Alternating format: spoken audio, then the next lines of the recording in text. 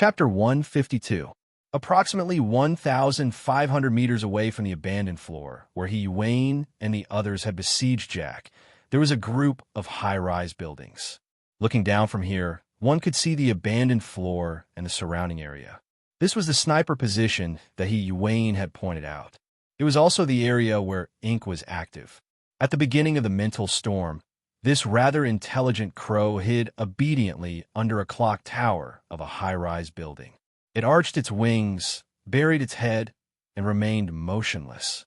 That's right, the area of attack of the mental storm was 1,500 meters away.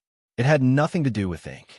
But the problem was that the distance between the person who unleashed the mental storm and Ink was far too close. They were separated by a large clock, nothing more. Above the cowering crow, at the top of the clock tower, the turbid black smoke converged into a faintly discernible shadow. It blended perfectly into the darkness of the night. Only the shape of its eyes, which were like weak sparks, carried a hint of a person within this mass of black smoke. Such an image was like a ghost, like a demon. It was terrifying to the soul. It was just that compared to the awe-inspiring might of the 3 consecutive waves of powerful mental attacks, the smoke man right now had a vexed and depressed mood. The human-faced arachnid should have left after eating, but it only made 2 more moves. This is 2F** king against the rules. The smoke man could feel that the psychic wave network that covered this area was in the process of being activated. It allowed the power of the controller of the psychic wave network to be fully transmitted over. Through the guidance of the ability users on the abandoned floor, a tyrannical attack spanning several hundred kilometers could be realized. If he had the chance, he would be very happy to go to the entrance of the Wilderness Explorers Society of Xia City and curse at Ouyang Chen's shameless behavior. But it was too late to say anything at this time. Actually, if he had disregarded everything and fled with all his might at the first moment he sensed the human-faced arachnid, there was still a chance. But the troublesome human-faced arachnid that had hunted for food was the greatest hope for the Order to nurture a sacrificial vessel. He could not abandon it no matter what. That damned chain! Break for me! The smoke man had truly thrown caution to the wind. He withstood the increasingly terrifying spiritual pressure of this area. He forcefully separated a portion of the turbid smoke from his black smoke soul body and tossed it into the air. The smoke conducted a transformation on the mental plane and the material plane. It quickly tempered into a sharp edge. By the time the human-faced arachnid was locked in place by the chains, the smoke had already transformed into a swift and fierce ray of light. It chopped downwards. This turbid fire saber not only had to cut through the chains, but it also had to cut through the chains. If this chapter is not finished, please turn the page. Only those shameless people hiding in the depths of the mental plane could vent the anger in his heart. Who would have thought that this saber strike, which was filled with his anger and hatred, would slash empty air? The heavily chained crow disappeared into thin air, its whereabouts unknown. On the other hand, the human-faced arachnid had inexplicably recovered its freedom. It was still frozen in place, and its malevolent face looked incredibly stupid. This blood-flame blessing. When his life was at stake, how could the smoke man have time to think? At this time, the abandoned floor was lit up on its own. The activated psychic wave network was about to materialize. The energy being transmitted was increasing, and it had already locked onto him. If he didn't escape now, he wouldn't have to waste any more effort. Go, go, go. He used a special method of control to give the human-faced arachnid an order to make it flee in a different direction. He hadn't forgotten what this group of people from the Ability User Society had been doing in Xia City for the past 2 days. If it wasn't for his several rounds of mental storms attracting hatred, this fellow would have been a number 1 target of the Ability User Society's attack. Under his urging, the human-faced arachnid's 6 heterochromatic pupils finally recovered a bit of luster. It immediately leaped into the air and disappeared. The smoke man leaped out of the clock tower at nearly the same time. He flew towards the area where he could sense the most human traffic. He hoped to find a few human meat shields so that Ouyang Chen would have some fear. However, he was still a bit too late in the end.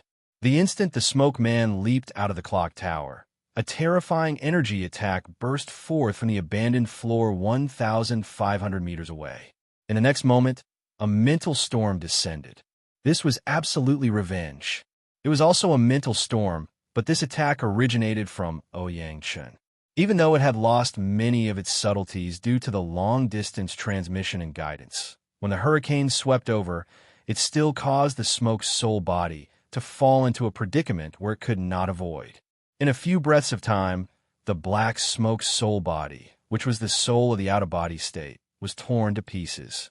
The soul of the black smoke man was directly exposed to the air and was swept by the tail of the storm that blew past, almost causing his soul to scatter. In the end, his strength was strong, and he had long since passed the naive age where his soul couldn't be exposed to the wind. He flew and descended all the way until he entered a certain nightclub in this group of buildings. Only in this noisy and chaotic atmosphere did he truly believe that he had escaped this calamity. Today's grazing was truly a huge failure. Ouyang Chen, this grudge has been formed. The smoke man was venting his anger as he sucked in a bit of people from the nightclub.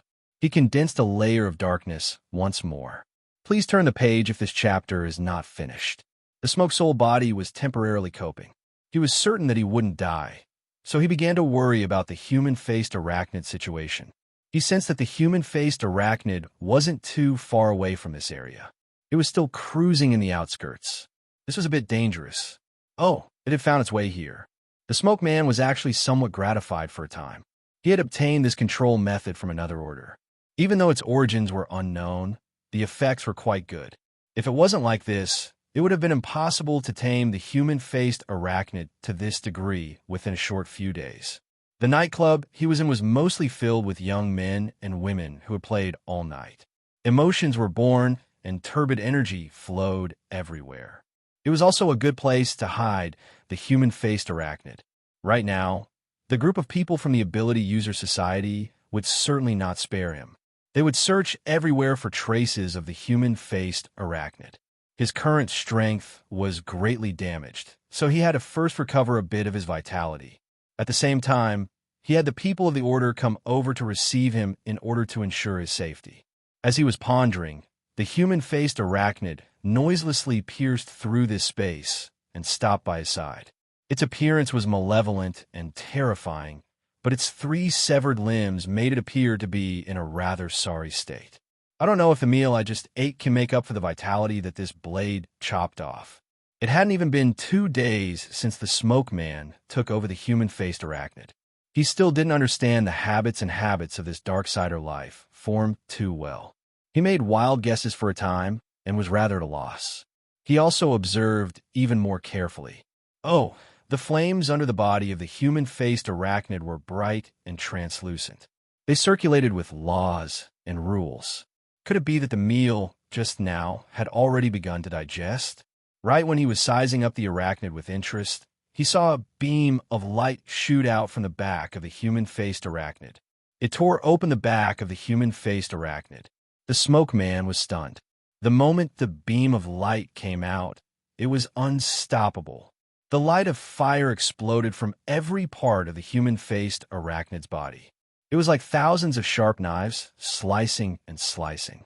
The human-faced arachnid could only struggle futilely. Then tongues of fire leaped out, burning its entire body. It burned into nothingness in the blink of an eye. The smoke man's mind was stupefied for a time as he observed this scene. It was completely blank. But then the raging flames of the fire burned the human-faced arachnid to death. Unexpectedly, they did not disperse. Instead, they converged inwards to form a maelstrom in the void. A boom rang out from within, and a malevolent and terrifying demon rode the light of fire. It soared out from within the maelstrom. Its 6 eyes were of a different color, and its 8 legs were spread out. If it wasn't the human-faced arachnid, then who could it be? I wrote this chapter until 4 in the morning. Exactly 6 hours. I'm also drunk. I can only postpone the morning. I've temporarily finished paying off the subscriptions and chapters. Today I'll start paying off the monthly passes and chapters. Chapter 153. After the human-faced arachnid reappeared, it didn't make any movements. It just used its demonic 6 pupils to stare coldly at this fellow who was on the same level as it. The smoke man felt like he was having a nightmare. In the dream, it was the end of the world. When he woke up from the dream, everything returned to normal. He circled around the human-faced arachnid many times. He could see that the human-faced arachnid had undergone some changes before and after being burned by the raging flames. The most straightforward change was that the limb that Wayne had chopped off had now grown back. The human-faced arachnid had the ability to rise from the ashes. Even if the smoke man's brain spun 300 times, he still wouldn't be able to think of something as bizarre and absurd as if the human-faced arachnid is hiding inside the belly of a human-faced arachnid. He only knew that nothing could happen to the human-faced arachnid in the hands of the Order. This was the key to the continued existence of the Bloodflame Order in the foreseeable future. The smoke man adjusted his emotions. He also adjusted the way his consciousness operated his energy and information, causing it to connect with the human-faced arachnid. The human-faced arachnid didn't resist, and so on. Soon, his consciousness cut into the deeper regions of the human-faced arachnid. He saw the terrifying scene of a furnace of flames. The smoke man heaved a sigh of relief. In the teachings of the Bloodflame Order he belonged to, the great blood flame, what was hidden deep within every person's anger, hatred, despair, and other intense emotions. It did not have a concrete form, nor did it have a clear self-consciousness. However, it possessed a powerful, terrifying, and absolute power, as well as a restless and unrestrained principle of operation. Therefore, after the Order obtained this human-faced arachnid, they projected the Order's most classic meditation environment here. They used it as a foundation to construct the basic structure of the future sacrificial vessel. Nothing seemed to have changed, but further verification was needed. The smoke man's consciousness continued to penetrate deeper, and soon, a special voice was transmitted all the way from the depths of the sea of fire and magma. Blood, blood, blood. Fire, fire, fire. The monotonous and crazed shouts converged into a roar that made people anxious. But to this smoke man, it was instead very cordial and even more at ease. This was the prayer of the low-level believers of the Order. Naturally, the sound of a true prayer was much more complex. However, it was impossible to completely restore the structure of the human-faced arachnid. It could only be roughly categorized. The blood type was often related to hatred and resentment, while the fire type was more likely to seek excitement. From these cries of prayer, if this chapter is not finished, please turn the page. He knew that the blood-soul temple structure that the Order had implanted still existed. The foundation hadn't been lost, and everything was fine. Through the blood-soul temple, he contacted the church. Soon, a deep firm gave him a response. "I'm here." Facing the officiator, the smoke man was completely relaxed. "Your Excellency, something happened in that matter before." In fact, the officiator was fully aware of the hunt this time. When the smoke man accompanied the human-faced arachnid to hunt for food, he discovered that the target that had caused the human-faced arachnid to become restless was Jack. At the time, the smoke man couldn't make a good judgment. He discussed with the first ablatum and obtained permission before chasing after Jack to hunt. However, it was difficult for the officiator to predict what would happen next. After listening to the brief report, the officiant was not too surprised. He only said, "Emolu, is our mold damaged?" The so-called mold referred to the human-faced arachnid. The smoke man was Emolun. Fragments of a human-faced arachnid's rebirth from the ashes flashed through his mind. However, this matter was too complicated to explain. He just picked out the key points and gave a simple response. "No, it hasn't. It seems to have improved a bit." "It is indeed so. I can feel a sort of spiritual pressure here that I have never felt before. The order of the environment and the sense of hierarchy are also increasing. Even though order has never been the hobby of the mighty Bloodflame will, the path leading to it must always be divided into a distance and a height." "It is as you said." Emoluan's mood calmed down. The 40-year founding ceremony of the Order is at hand. For the sake of restoring the Order's glory, Our actions are bound to be fraught with danger and risk. This is encouraged by the blood flame will. It is fine as long as the ultimate goal is achieved. The officiator calmly arranged. There is already a soul envoy at your grazing location. I will send another one and a means of transportation.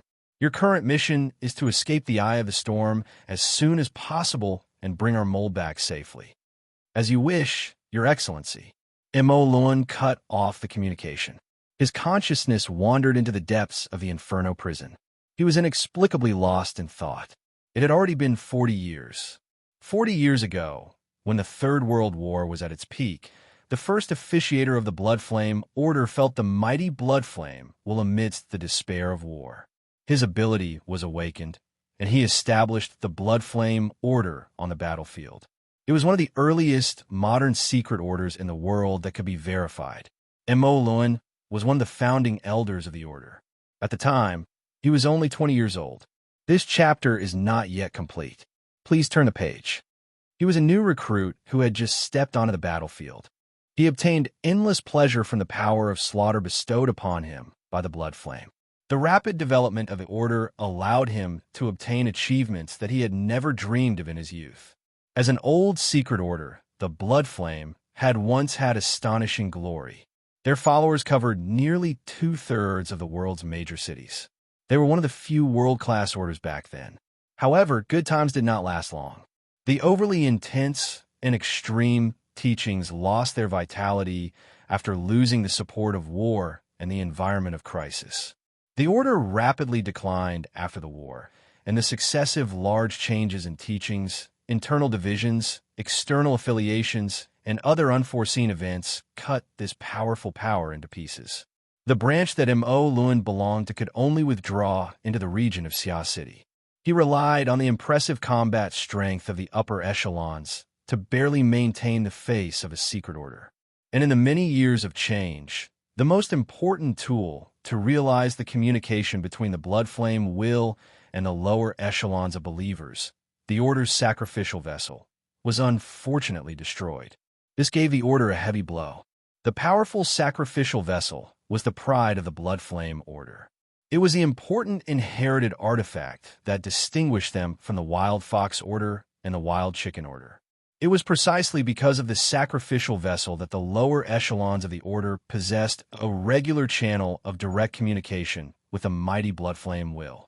They possessed the true feedback of divine ability manifestation and interference with reality.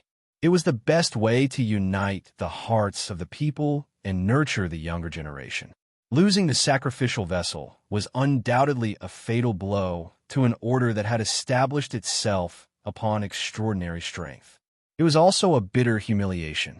Nowadays, their order was the same as those Wild Chicken orders. Every sacrificial activity, no matter how big or small, required the officiant to undertake and guide it. They used an artificial method to communicate with the Blood Flame will. The consumption was enormous. There were many restrictions, and it was hard for people to be convinced. It became the greatest bottleneck that restricted the Order's recovery and development.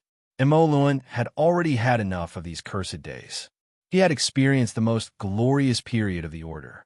Because of this, he was particularly unable to endure the current state of decline. Now, the Order had paid an enormous price from top to bottom in order to obtain a new method to obtain the sacrificial vessel. The human-faced arachnid was the crux of the crux. It absolutely could not be lost. Mighty Blood Flame will, I beseech you for your blessing. His consciousness completed a simple prayer within the furnace of hell. He was able to feel a response from a certain hazy will that came from the depths of the unseen void. Moreover, it was a clear response that was rarely seen in recent years. It was like a true deity looking down from high above. Chapter 154. Mo Luan needed to make a correction as soon as this thought was born. Forgive my stupidity. The basic teachings of the Blood Flame Order did not recognize the existence of personified gods in the world. They believed that the Blood Flame will existed within all personalities. Under certain conditions, the Blood Flame would form dominance over all higher conscious life forms. As for the nature of the Blood Flame will, it was explained as the extreme side of nature. It was the pinnacle of power that could only be reached through the extreme paths of blood and fire. It was very difficult for such teachings to gain favor in the context of the modern world. Because of this, the order had carried out many revisions to its teachings over the course of several decades. It had also buried the seeds of a great split and a great collapse. Emoluan was an elder of the order. He himself was more inclined towards the traditional teachings. He viewed the blood flame will as a guide towards the pursuit of eternal power. He believed more in self-will and pursuit than in deference and humility. But it was impossible to not be disturbed and influenced by the chaos of several decades. He attributed the weak thoughts he had just had to a moment of confusion and foolishness. He did his best to gather his mind and forget his thoughts just now. He carefully sensed what the first ablatum had just said. It was the feeling of layers within the furnace of hell.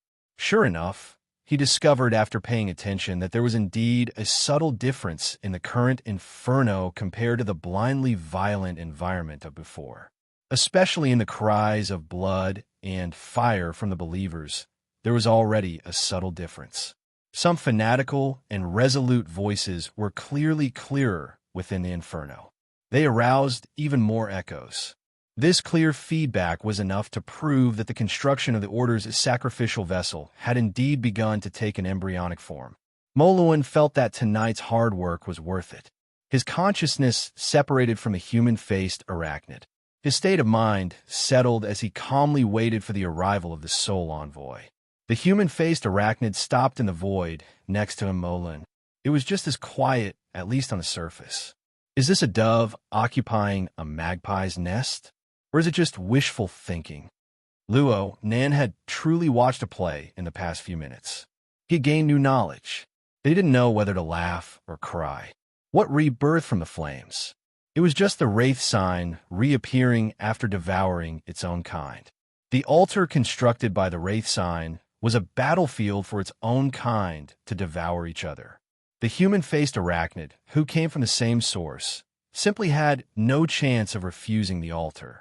Then, if this chapter is not finished, please turn the page. It was only natural that the experienced wraith sign, who had the home advantage, easily won. This human-faced arachnid of the Blood Flame Order had been nourished by the Blood Flame summons of the Order's believers and the Blood Soul Temple's construction, but its core essence was limited in terms of growth and strength. There was a considerable disparity between it and the Wraith Sign, which had been tempered and upgraded by Ruewan. After the Wraith Sign swallowed Jack's spiritual seed first, the gap between them widened even further. It was only natural for it to fail. This once again confirmed that the human-faced arachnid was a Darksider life form. It was unable to increase in strength through its own accumulation. It was unable to increase in strength through low-level food. The Blood Flame Order's method of grazing was actually correct. However, it was very unfortunate that they encountered the Wraith Sign, who was essentially on a different level from the other faced arachnid avatars. After swallowing Jack's spiritual seed, Luo Nan felt that the Wraith Sign might have already surpassed the Wraith Sign he encountered at the Limestone Water Village pub. At the very least, the Wraith Sign wasn't at a disadvantage. However, this Blood Flame Order was a bit outside of his expectations. Luo Nan didn't want to have any contact with this order. He didn't face it head-on when Mo Luan attacked the heavily chained crow. In any case, the altar constructed by the Wraith Sign had already taken control of the situation. Everyone split up and left, never to meet again. However, he never expected that the Wraith Sign would defeat its fellow human-faced arachnid, and that the Wraith Sign would be busy receiving the fruits of victory. The remnant method of driving the human-faced arachnid's body would bring it back to the side of this mysterious power. The furnace of hell within the human-faced arachnid had already been completely incorporated into the framework of the altar. It was just that the Wraith Sign didn't have the time to retract it. Emoluan was completely unaware of this. He used the format of pure consciousness to communicate, sense, pray, and ponder. All of the energy and information circulated without the slightest bit of concealment. It It was the same as displaying all of his secrets in one go. He wasn't much inferior to Jack. Grasping another person's secrets was very refreshing, but it was inevitable that he would burn his brain as to how to leave. He couldn't really let the Wraith sign follow him back to be some sacrificial vessel. At this time, Yuan's call cut in on the psychic wave network, which had just recovered normal communications. "Scout, are you okay?" I'm fine." Luo Nan's soul body floated in the air to observe. He saw Yuan's tightly knitted brows as she communicated with him. Her brows relaxed after receiving a response. Luo Nan felt pretty good. "This chapter isn't finished. Please turn the page." Actually, aside from the Wraith Sign's current dilemma, Luo Nan's current state wasn't just good. It was very good. It wasn't just good, it was great. He had borne the burden of another sacrificial activity. He had won with the Wraith Sign, who had a close connection with him. The direct benefits for Luo Nan far surpassed what happened to Rue 1. Of course, this didn't include soul breathing. In terms of the most intuitive range of mental senses, Luo Nan's range of senses began to rapidly recover the moment the mental storm stopped.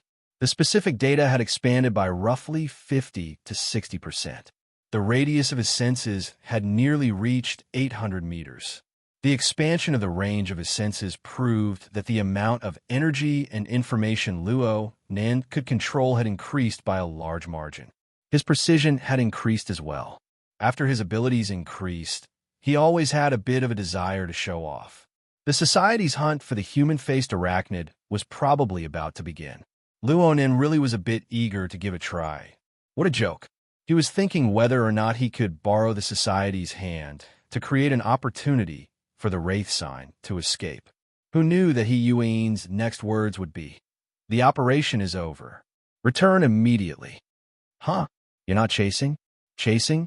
Chasing who? The one who plotted against you. The one who interfered with the communications of the psychic wave network. Luo Nan really wanted to lead the society's power towards Emolin. His words were not without a hint of encouragement. Yuan was silent for a moment. Then she suddenly gestured to Giant Arm, Cragburst, and the others beside her. At the same time, her voice suddenly turned soft and gentle. It was as if she was afraid of alarming the enemy. "You saw him? Don't move no matter what. This person's strength is extremely powerful. Right now you're just a crow. Don't think about anything else. Let him go."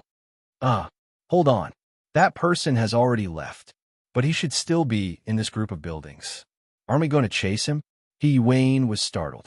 She gestured to Giant Arm and the others, who were already preparing to move, to stop. Her voice immediately returned to normal. She said resolutely and decisively, "You return immediately. Our mission for today is over."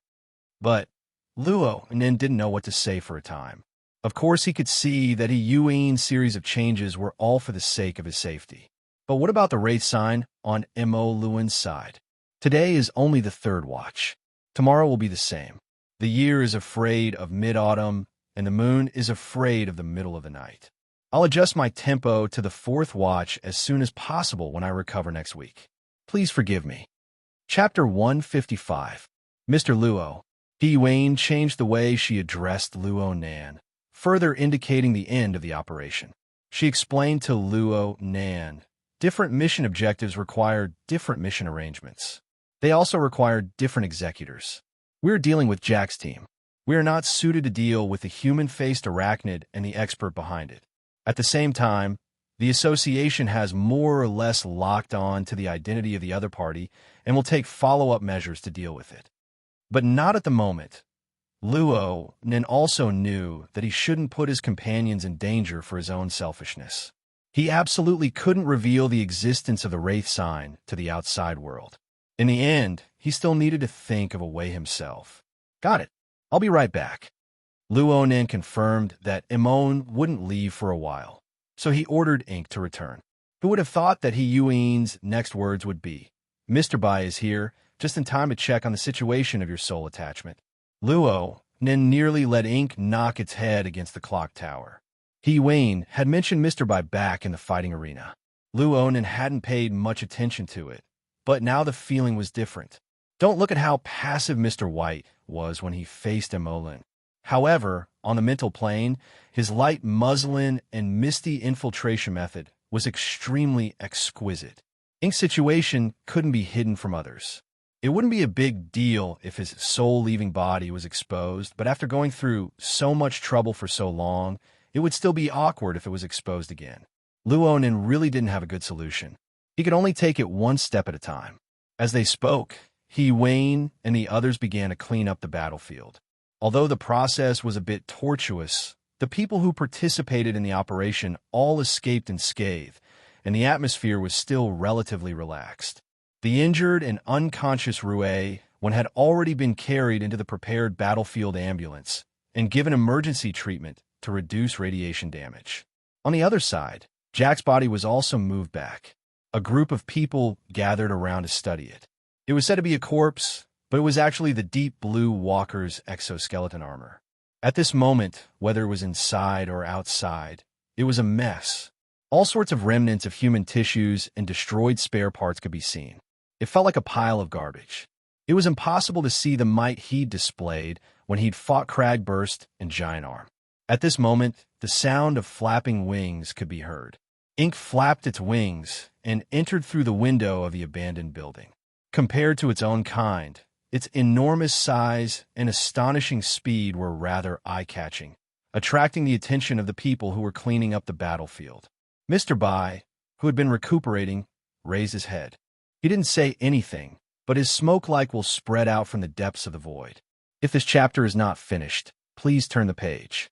Locked on a crow, Luo then hurriedly let Ink descend to the ground where Mr. Bai was sitting. At the same time, he greeted through the hex ear, "Hello, Mr. Bai. I've troubled you." He felt like he was a patient seeking treatment, and Mr. Bai was the highly skilled doctor. Mr. White grinned. This little old man, who was famous for his dream technique, was always in a slack and sleepy state. He sat on the ground with his back bent, as if he could fall asleep at any time. However, under Mr. White's half-lidded eyelids, his eyes were extremely bright. Along with the smoke that filled the air in the spiritual plane, he covered Ink's body. Very quickly, he let out an "oh." He, Wayne, and Cragburst had walked over even earlier, but they maintained a certain distance in order to avoid disturbing Mr. White's observations. Cragburst was the first to make the judgment of spiritual attachment when he saw Mr. White's reaction. He couldn't help but ask, "How is it? Is it spirit attachment or soul attachment?" "I can't tell for now." Mr. White was quite frank, but he immediately praised, "It's a bit different from what I thought before. Little Luo's way of doing things is quite reasonable. His methods are cautious and strict. He has his own standards. Not bad, not bad." Luonin didn't hide anything. In the eyes of an ability user of Mr. White's level, it was impossible for him to miss the faint radiance of the diagram structure under the cover of the crow's black feathers as long as he paid careful attention. He, Wayne, and Cragburst also discovered this situation one after the other. He, Wayne, hesitated for a moment before saying, "Format? Thank you for swallowing the archetype." Luo then secretly sighed with emotion. Yenhong's archetype formatting theory was indeed deeply ingrained in burners, including ability users. It wasn't something that could be reversed in a short amount of time. Cragburst scratched his head. "I don't think this diagram was there in the beginning, but I did see it when I was rushing over here."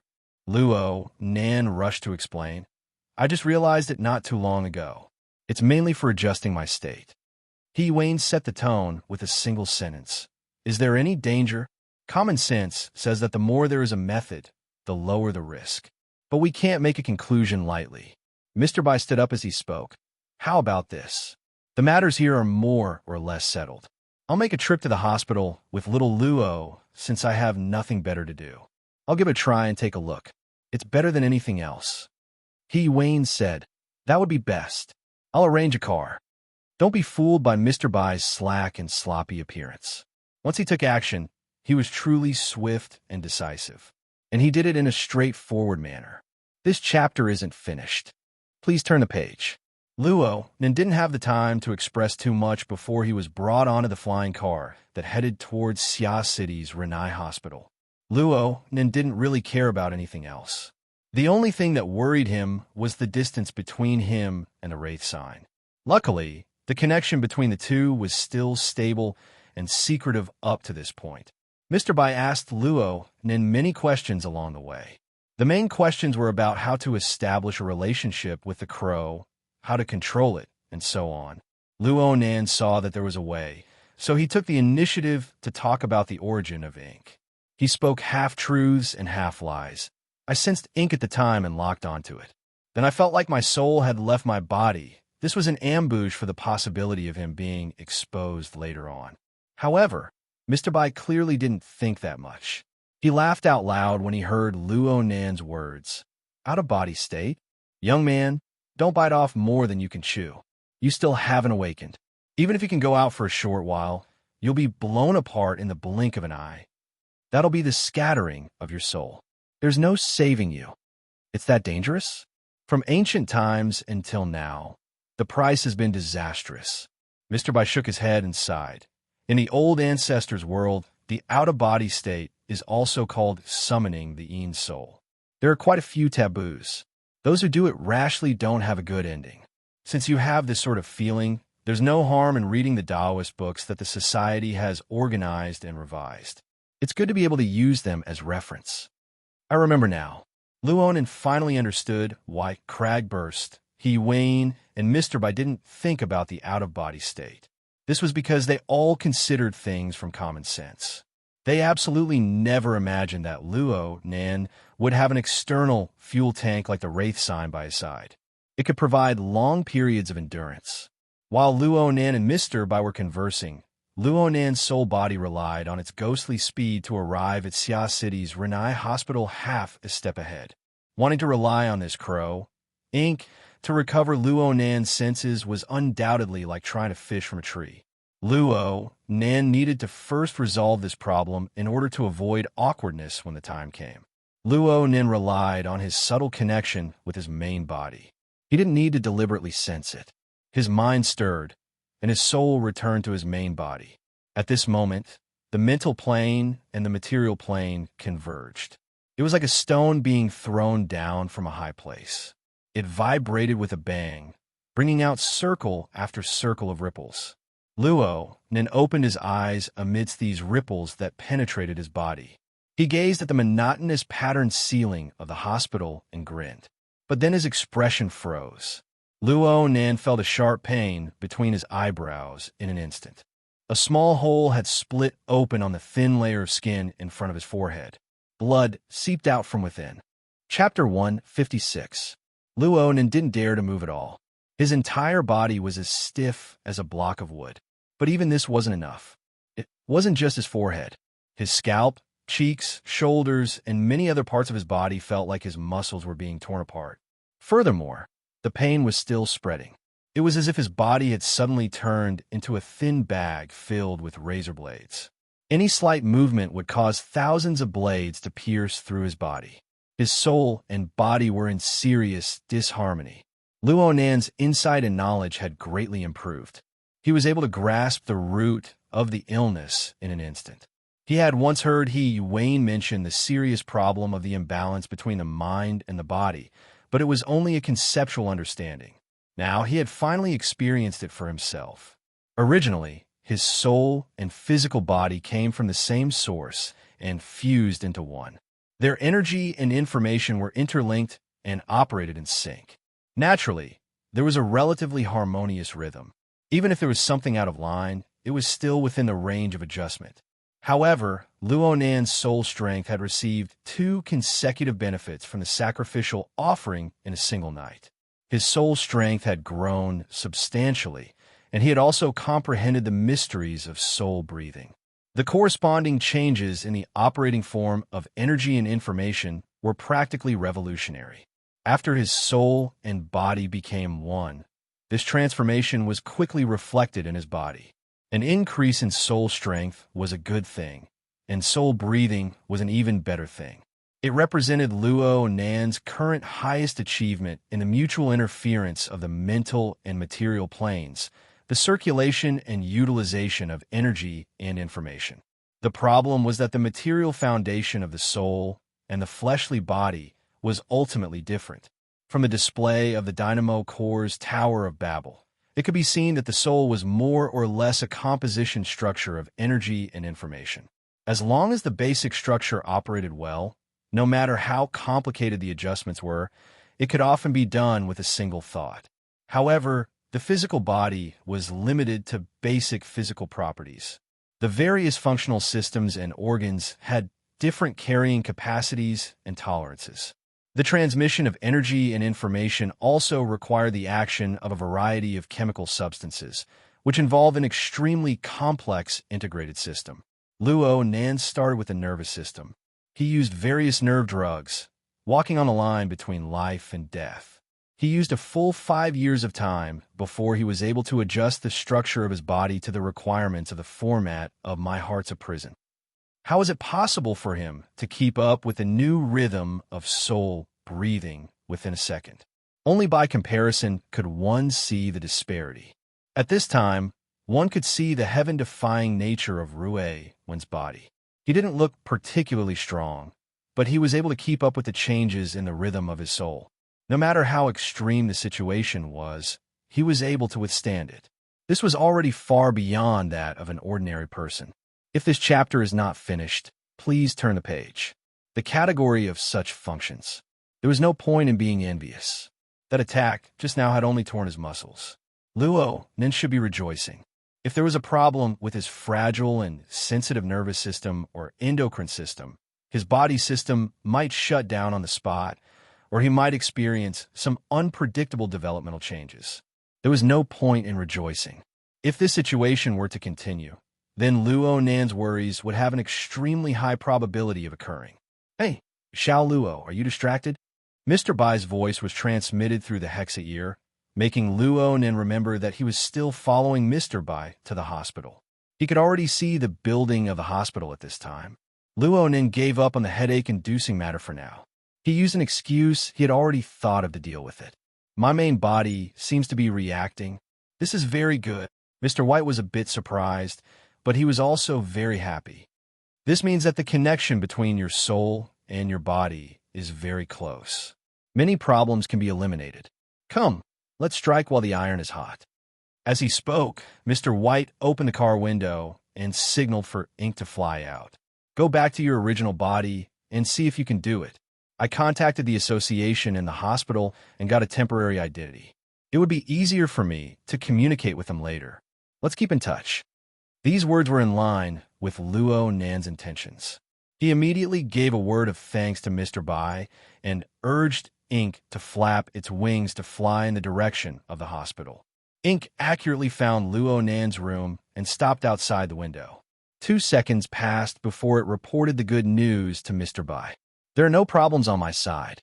In this way, the entire play was done perfectly and flawlessly, if one ignored the huge problem of the imbalance between body and soul.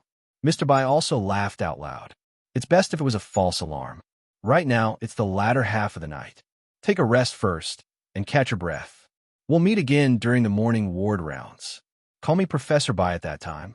Luo Nan actually wanted to consult this authority on soul studies about the problem of the imbalance between body and soul. But the play had already been played to this degree. Some words were really hard to grasp. In the end, he was used to being introverted. After a moment of hesitation, his telepathic thoughts automatically responded, "Okay, thank you, Mr. Bai." The communication between the two was cut off for the time being. Luo Nan spoke with He Wayne and Cragburst, telling them to be at ease.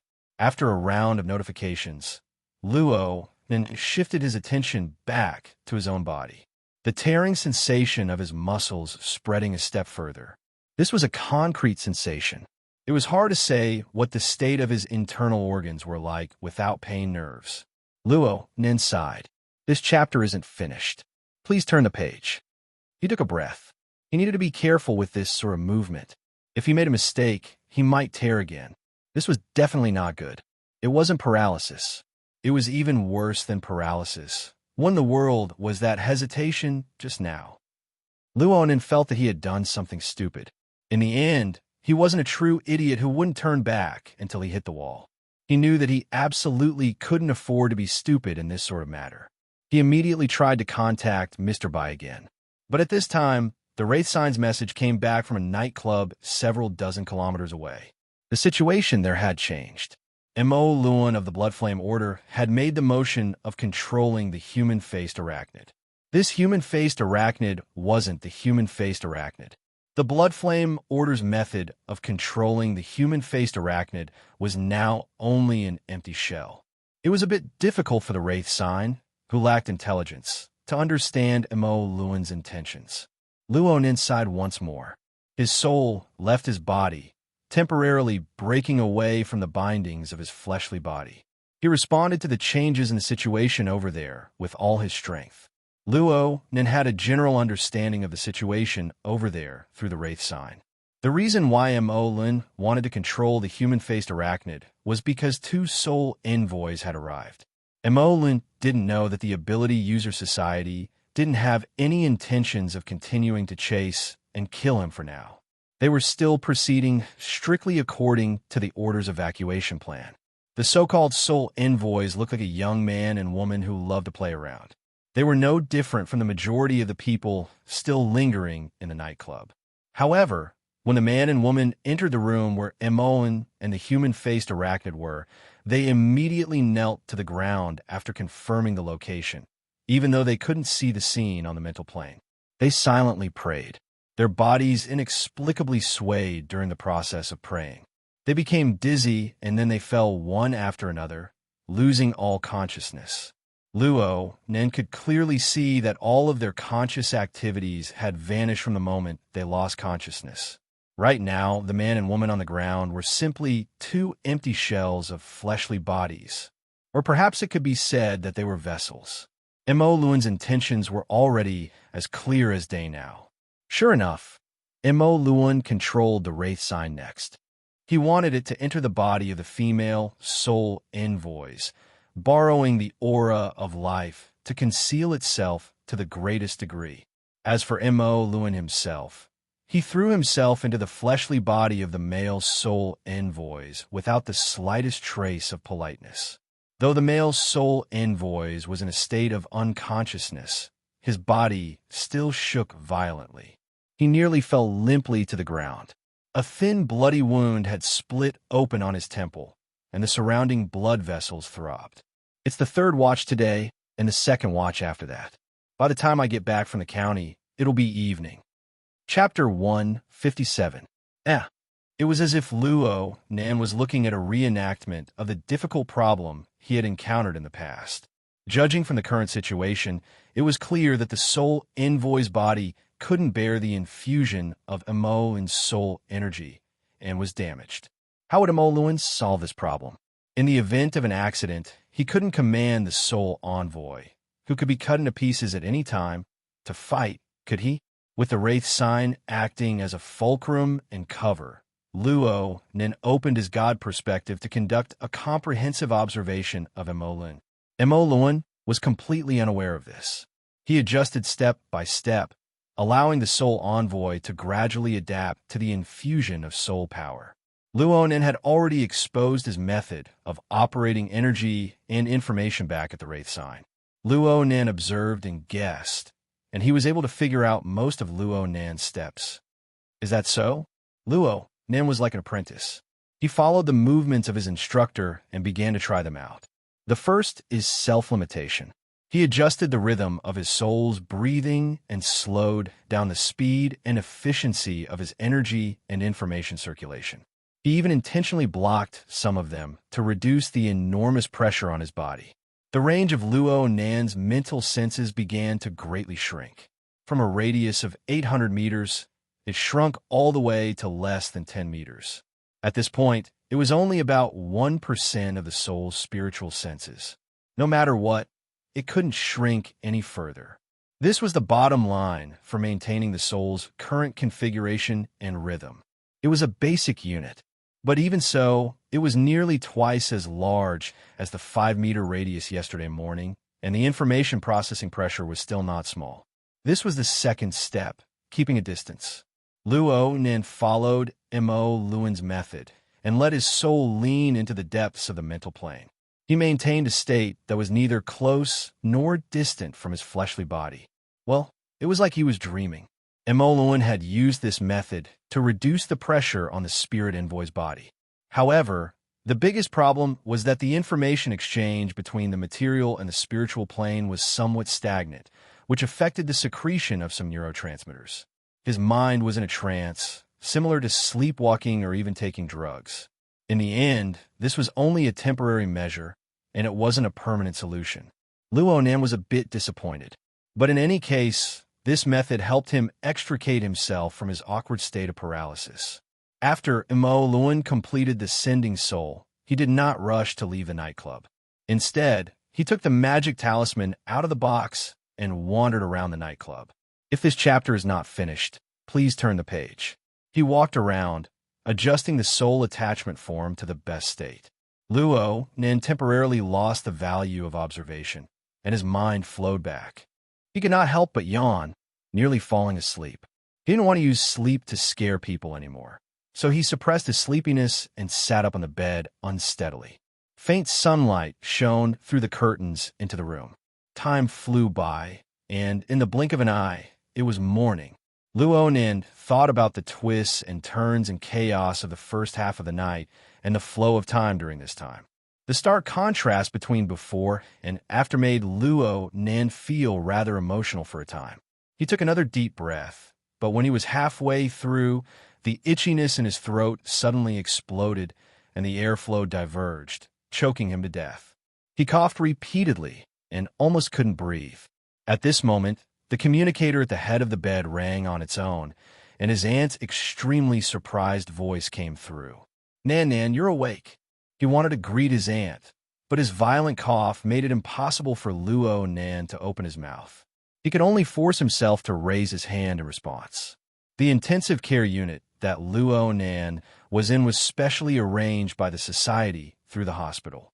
It was monitored 24 hours a day, and it was equipped with both professional and robotic care. Actually, the basic purpose was to refuse the company of his family, to make room for the following operations. Because of the hospital's regulations, Mrs. Luo Shuqing could only use online video to check on Luo Nin's current situation. She never expected to see Luo Nin turn over and sit up the first time she checked on him in the early morning. This was a pleasant surprise, and it was no small matter. But when she saw Luo Nin's situation of endless coughing, she couldn't help but worry.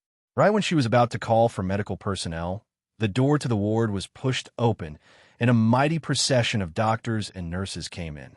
The daily routine ward round had begun. Mr. Bai was astonishingly among the crowd, and he was in the center position. Luo Nin's attending physician had to address this little old man, who had casually put on a white coat, as Professor Bai. He was extremely respectful. "Oh, the little fellow is awake. This saves us quite a bit of trouble." A nurse came forward to do a routine examination while Mr. Bai was joking. She pulled out the monitoring data from last night for Mr. Bai to look through. Mr. Bai had long since determined what happened last night. He just scanned the data and continued to joke with Luo Nin. "What's going on with your forehead? You didn't wake up from a fall, right?" The wound on Luo Nin's forehead was a tear in the epidermis. Please continue to the next page if this chapter doesn't end. The wound had already scabbed over and stopped bleeding. It looked as if he had been hung by something.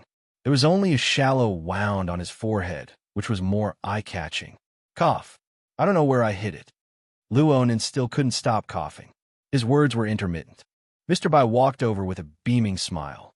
He checked Luo Nin's body's condition step by step. In other words, he rolled his eyelids and so on.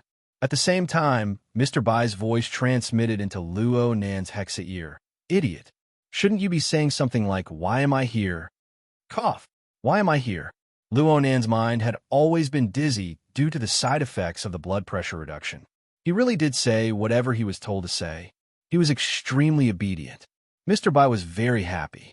Luo Nin's age was indeed more than enough to be his grandson. He immediately patted Luo Nin's head in passing, expressing, "This child is worth teaching." Then he said, "It's nothing. This kid must have been under a lot of pressure recently. He's a bit mentally weak. His parents are here, right? Report the situation later. I'll be right downstairs. Mrs. Luo Shuqing didn't go home yesterday. She stayed at a hotel near the hospital. She informed her husband when she saw that Luo Nan was awake. Then she rushed over. She watched the entire process of the hospital examination through a video feed. She hurried to give a response through the communication device at the head of the bed. No rush. No rush. Mr. Bai spoke with his mouth, but he grabbed Luo Nan's 2 hands. He indicated for Luo Nan to open up his left hand between his thumb and forefinger. His right thumb gently kneaded and pressed. He demonstrated the contact points, technique, and strength. You're coughing badly. Just deal with it like this for now. Concentrate your mind. Don't be distracted. Okay. Luo Nan did as he was told. Sure enough, the symptoms of his coughing were somewhat alleviated. He nodded in agreement on the spot. Mr. Bai walked out with his hands behind his back, beaming with smiles. However, the connection with the Hexa ear was never cut off. He shared information with Luo Nan, letting Luo Nan know of his upcoming journey. Mr. Bai symbolically checked a few more patients before meeting with Mrs. Luo Shuqing. The following words were different for what he said in the ward. Looking at the situation, it can be preliminarily confirmed that it's a disorder of the autonomic nervous system. It's caused by great pressure or anger. Did you vent your anger on your family last night? Mr. Bai adopted the attitude of a charlatan. He asked a question he already knew the answer to. He immediately drew Mrs. Luo Shuqing into a trap. Chapter 158. No, it's because of what happened outside. Luo Shuqing thought of the scene in the restaurant last night. She couldn't help but feel her chest tighten and her breath quicken. She ground her teeth to pieces. What more Luo Nan, who had his neck strangled by that bastard? Mr. Bai nodded. No matter what, the symptoms have already manifested. The next problem is treatment. You did an examination at Anhai's place yesterday, which basically explained the situation. The patient has 2 special points. One is that he is in his puberty period. The other is that he has a history of hereditary diseases. These all need to be considered. Under the influence of incorrect information, even a capable person like Ms. Luo Shuqing could only be manipulated by others. Her mind was restless. She asked, "You mean, my general recommendation is that there is no treatment. Taking medicine is not a good method for a child like this. Instead, he should rely on environmental regulation and self-regulation. At this stage, a family atmosphere is very important. Self-control is also very important. Simply speaking, it is to relax, recuperate, and follow a routine of work and rest. It is not recommended that he engage in heavy physical and mental activities. Of course, the current symptoms of drowsiness, coughing, and so on need to be interfered with to avoid affecting his quality of life. How about this? First stay in the hospital for 2 days. Soak in a nutrition pod and do some psychological counseling. Let him learn how to relax." Ms. Luo Shuqing didn't respond, but Luo Nan could no longer hold it in. "Mr. Bai, why do I need to stay in the hospital?" "Because you really are sick. Your autonomic nerves have been damaged." Mr. Bai deserved to be called an authority in the study of souls. His mental cultivation was deep. He could multitask with plenty of time. The sudden cough is the most obvious evidence. Also, are you very thirsty right now? Who are you showing this early in the morning? Who are you trying to impress with your drooping eyes? For a young man who can already use Soul Host to show these symptoms, it's obvious that there's a problem with his physiology. Luo Nan was speechless for a moment. He watched as Mr. Bai made his aunt willingly go through the procedures with just a few words. He pondered for a long time before speaking. Is it because of the imbalance of body and soul? It's good that you know your place. Mr. Bai sighed. I can see that you are very talented in the study of souls. You learned it yourself, and you can use Soul Host to soul attach. This chapter is not finished. But which part of his body had been enlightened? Why did his spiritual cultivation improve again? I've just tested it. Your ability on the spiritual level is quite unique. Even I can't delve too deeply into it, so as to avoid causing more stimulation. But the more it was like this, the more troublesome it was. One had to know that compared to the soul, the improvement of the body was too small, and it was very easy to be left behind. In ancient times, many senior experts abandoned their bodies because of the imbalance in the progress of their souls and bodies. They were either self-righteous or had no choice but to abandon their bodies. In the end, they were reduced to wandering ghosts, their bodies and souls destroyed. We can't be careless about this. Luonin felt very wronged. He knew the reasoning behind this, but his soul strength had skyrocketed overnight. Was this still his fault? Well, there was no need for him to mention this particular symptom to Mr. White. Luonin tried asking, "Is it okay to start training now?" Mr. White snorted and said, "You sick man? The most important thing now was to recuperate. Ren AI Hospital's nutrition cabin was very effective. Let's go through a course of treatment first to see the effect. Don't worry, it's not the usual common goods. It's the society's special nutrient fluid. This is considered a work injury. Wait until the observation period is over. If you want to get better results, you can contact the society's high-level pharmacists. 1 or 2 points should be enough to get someone to concoct medicine for you. All right, you just joined the society. Do you know what honor points are?" "Yes, I do, but I still need to use medicine." Luonin had long seen that Mr. White was a humorous person who didn't bother with trifles. He was also a warm-hearted person. Luonin relaxed a lot when he spoke. "Then why did you say that there was no cure?" "I was afraid that your parents would give you the common goods on the market. Let's not talk about whether the target is right or not. If the stimulation is too light or too heavy, the situation will become more troublesome. What do you do?" Mr. White immediately introduced Luonin to the situation of several high-level pharmacists in the society. But Luonin heard a few words, and sleepiness bubbled up in his mind. He was a bit unable to calm down. He answered in a daze, "How's Brother Octopus?" "Octopus? You're familiar with him?" Mr. White sensed Luonin's state, but he didn't take it to heart. He just spoke truthfully. "That kid isn't bad, but he specializes in hallucinations and potential stimulation. This chapter isn't finished. Please turn the page. We don't get along in this situation. But as a pharmacist, his connections are stronger than mine. You can consult his opinion." Luonin's impression of this warm-hearted and selfless old man grew more and more favorable. He promptly expressed his thanks. Mr. White emphasized a few taboos that Luonin needed to pay attention to. Then he let Luonin sleep first. This would make it convenient for the hospital to do further examinations. Luonin really couldn't hold on any longer. He gave his thanks again and fell onto the bed. Who knew that a new message would come from the Hexayear at this time? It was a brief report on last night's mission. From Luonin's understanding, a brief report meant honor points. He was about to use it, so he suppressed his sleepiness and opened it to read. It looked like this brief report was Yuan's work.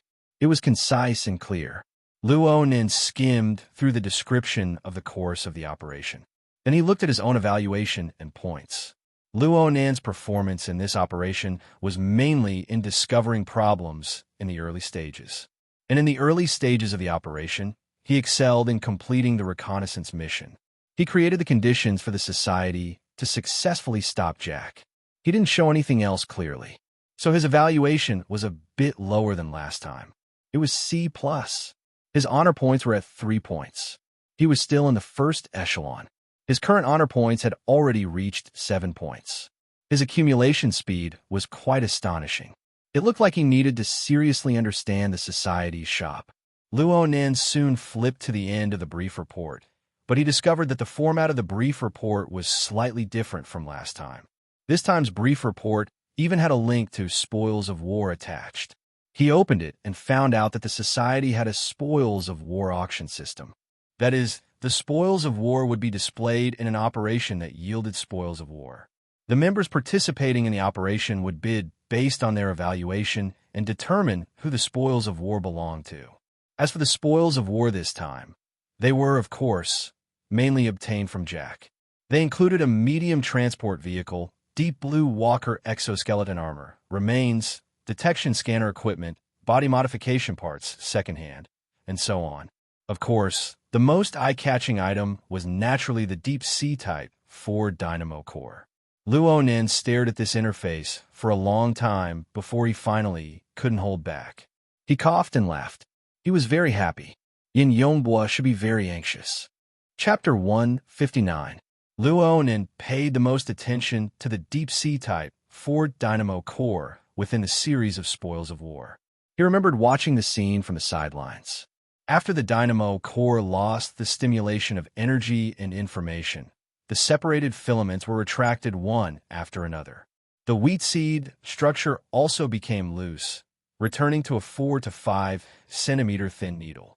It was very similar to his external neuron, a cutting-edge product that might very well be of the same origin as the external neuron in his possession, a direct clue that might very well be related to his father's whereabouts.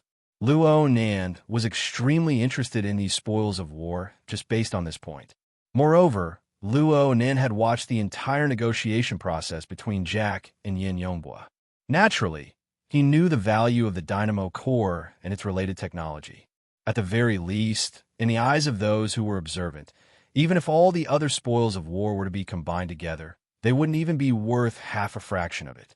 The first thing Luo Nan did was to look at the bidding situation for the dynamo core. However, the bidding description showed that the spoils of war were still in the evaluation phase. It seemed that the society was unable to determine its value. Jack's brain nucleus was also being evaluated. This was a little surprising. The brain nucleus was admittedly an important processing center for the altered human, providing high-level thinking and emotional templates. However, it was still a mass-produced product after all. There was no reason for it to be placed on the same level as the dynamo core. Oh, wait. I remember that this thing was wrapped inside the dynamo core. Luo Nan recalled the situation at the time. After the dynamo core had removed its metal wheat seed form, it had indeed dropped this brain core. Even earlier, when the Wraith sign probed Jack's brain, it discovered that the dynamo core was also surrounding the brain nucleus. It was unknown if there were any special requirements inside. There were too many mysteries surrounding Jack. Thinking back to last night, he had originally wanted to find out more about Yin Yonghua, but a freak combination of factors had caused such a huge scene. Jack was one of the most important catalysts. The Deep Blue World and the Apocalypse Laboratory were all unheard of. If Jack hadn't exposed them, how would Luo Nin have known of these things? After Jack's death, many clues were lost. He wondered if the association could put in more effort and dig out more relevant information. If this didn't work, Luo Nin would have to do it himself. He was pondering over Jack's secrets when a sudden connection suddenly cut in. It was Cragburst. Hello. Hello. Scout, are you feeling better? How does it feel to have a good sleep? I still want to sleep. If this chapter is not finished, please turn the page. Luo Nan and Cragburst's friendship was extraordinary thanks to Knight's close cooperation. Still sleeping? Rui Wen is the same, even worse than you. She has never woken up, but her injuries are much more serious than yours. With that kind of injury, there's no harm in sleeping more. Though they weren't placed together, Luo Nin knew more about Rui Wen than anyone else through the intermediary effect of the format pyramid. According to his deduction, it would be difficult for the girl to wake up within the next 2 days. This little girl, Rui Wen, had an innate ability to sense danger. Even when she was unconscious, it was still operating instinctively. During continuous battles, the rhythm of her body and soul was directed towards rapid recovery. However, once the situation slowed down, the rhythm would become extremely slow. It was as if she wanted to take a long nap to conserve her energy. Luo Nin really needed to learn this method of making precise adjustments according to the changes in the external environment. "All right, you want to play bidding?" Luo Nin jumped in fright from this fellow. Even his sleepiness was swept away a bit. "How did you know? Look at the interface. It's clear who's online and who's paying attention. You don't even know this. You're just a rookie, and you still want to compete with others for money?" Cragburst laughed loudly. Luo Nin knew that he had made a mistake, but he didn't let go of the opportunity to understand his opponent. He asked directly, "Which one have you taken a fancy to?" "I'm not interested in any of them. They don't match with my abilities and hobbies." Cragburst responded quite straightforwardly. "Then why are you looking? If I can trick someone, why wouldn't I look?" Cragburst laughed again. It looks like the middleman hasn't found you yet. Perhaps your information is classified, and he can't find a breakthrough point for now. Middleman? Even if you don't ask, I'll still remind you. Look, you're a psychic. You're a mentally enhanced ability user. You have nothing to do with altered people or anything like that. I'm afraid that not many of these spoils of war have caught your eye. Luonin hesitated for a moment, but he still responded to Cragburst's words. Cragburst talked nonstop as he explained, but for our society, aside from going to the wilderness for a big gamble, there aren't many situations in which we can seize so many spoils of war within the city. The right to bid, especially the right to bid in the first wave, is truly rare. If we use it carelessly or miss it, then it would truly be a waste. When Luonan heard this, please flip the page if this chapter doesn't end. He understood. You're talking about purchasing. There's someone in the society who has taken a fancy to the items inside. They want to trade for them. Smart. But I need to add one more thing. It doesn't necessarily have to be someone from the society. Even outsiders can do it. Of course they can. As long as they can bring out goods that move people's hearts, then they can exchange what they need.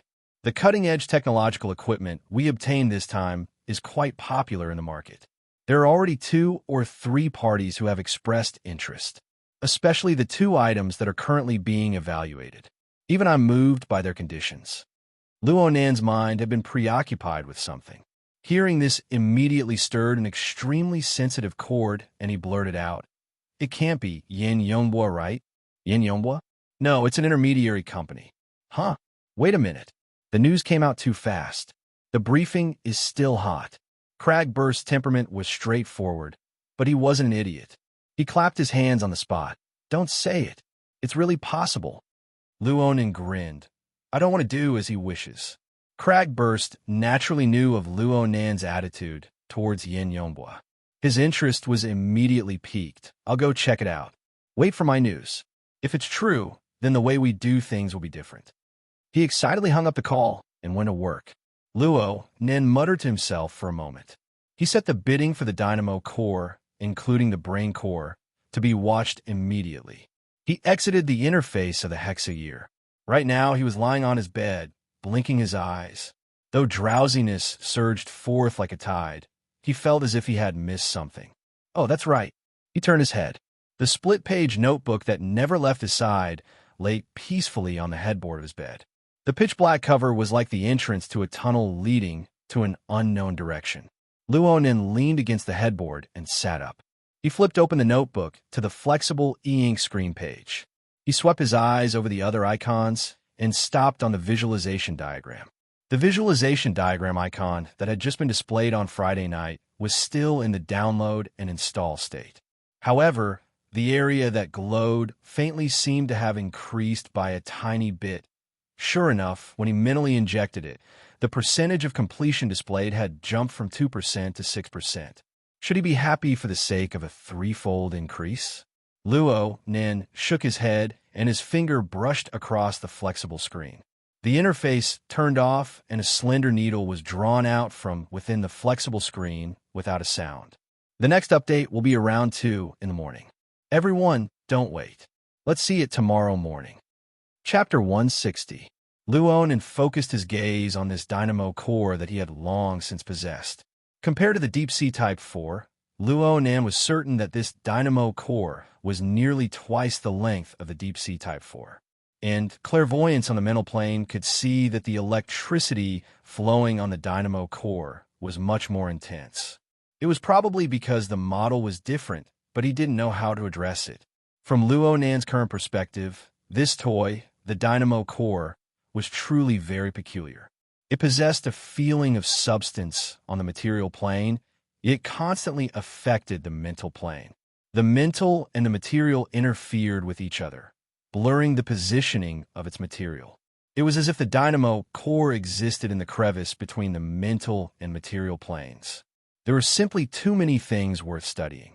Luonin let the dynamo core merge with his brain while he pondered. He wanted to try and see if he could be like Jack and activate this toy. Since it's an activation, we should give it some stimulation. Luonin wasn't like Jack. He didn't have a dedicated power transmission line, so he was unable to provide enormous electrical support. All he had was soul energy. He didn't know what to do either. He simply let his soul power seep in, and it quickly turned into a form of observation. The range of his spiritual senses shrank rapidly in exchange for an increase in accuracy. But for now, no matter how much the range shrank, it was still locked within a range of 10 meters. No matter how much his accuracy increased, it was still swaying around the millimeter level. His best record was still some distance away from 1/10 of a millimeter. This obviously wouldn't work. If one were to use the standards of cutting-edge technology to determine the precision of the dynamo core's craftsmanship, it would at least be at the nanometer level. That was 1/1,000,000th of a millimeter precision, which was close to the atomic scale. Just thinking about it made one despair. However, Luo Nen still knew that within the dynamo core, there existed an inconceivable sub-brain chip within the neuron-like structure of the cell body. It bore the burden of a huge amount of coding, translation, and calculation tasks. The reason he knew all this was because last week, the dynamo core had grown to a certain degree under the support of the abundant energy of the independent power station of the Gear Laboratory. Providing a huge amount of energy was obviously a more direct and effective method. Compared to an independent power station, Luo Nan's individual strength was negligible. Of course, the dynamo core did not respond. Sure enough, it's not that easy. If I can get Jack's dynamo core application technology and use it on myself, it shouldn't be considered as a cyborg, right? Luo Nen fell into a deep sleep with this thought in mind. However, less than half an hour later, he suddenly opened his eyes and moaned. This won't do. It's too dangerous. The method that Moen provided was indeed only a temporary measure. It wasn't completely correct. Luo Nan, in order to lose weight. If this chapter is not finished, please turn the page. Lightening the pressure on the body, making the soul and the physical body inseparable, tilting the soul deeper into the mental plane. At first, it was fine. The pressure on the body was reduced. Other than lethargy, coughing, and occasional shortness of breath, there were no other symptoms. But as time passed and he gradually fell asleep, the side effects of his soul delving deeper into the spiritual plane appeared. Chaotic too chaotic. No matter how much Luo Nan desensitized the noise of his soul, the basic unit was right there. As long as the soul configuration, a concept he learned from Jack, fell into reality and truly existed, the circulation of energy and information would never stop. All sorts of information in the surrounding environment would be used at all times. In particular, this was a hospital and inpatient department. Almost all the creatures here carried some sort of illness. One or two didn't matter, but when dozens or hundreds of them gathered together, they formed a gloomy and chaotic spiritual wave that covered every floor. A normal person might only feel a bit depressed, but Luo Nan could even hear the despairing weeping and howling of the patient. Life was withering and decaying, energy and information colliding. Everything was gloomy and deathly still. It only took half an hour for Luo Nan to feel depressed. He couldn't go on like this. Luo Nan tried to find a better place for his soul to rest. But the problem was that this kind of place didn't exist on the mental plane, but it was in a deep and secluded area. It was far from the material plane, so it was impossible to maintain the state of being inseparable from the physical body. Wouldn't this be an out-of-body experience? Luo Nan tossed and turned on the bed. He was clearly sleepy, but the disturbance was endless. He was tormented to the point where he wanted to contact Mr. Bai and ask to be discharged. There isn't a single one that can accommodate soul strength without leaving the body. Huh? Luo Nan suddenly opened his eyes and grabbed the notebook at the head of the bed. With a thought, the dynamo core of an unknown model seeped into his body from his palm, traveling all the way to his brain. He referred to Jack as an example and let the dynamo core stop at the central mass between the left and right thalamus. He poured his soul clairvoyance into it, entering the marvelous crevice of mutual interference between the mental and the material. It's working. It's really peaceful. It's like there's nothing at the end of the deep void. Luo Nan really fell asleep this time. It was incomparably peaceful. It was already 4:30 in the afternoon when Luo Nan woke up. It just so happened to be visiting time. His aunt was in the ward, staring blankly at him, lost in thought. Aunt, Luo Shuqing's gaze connected. This chapter isn't finished. Please turn the page.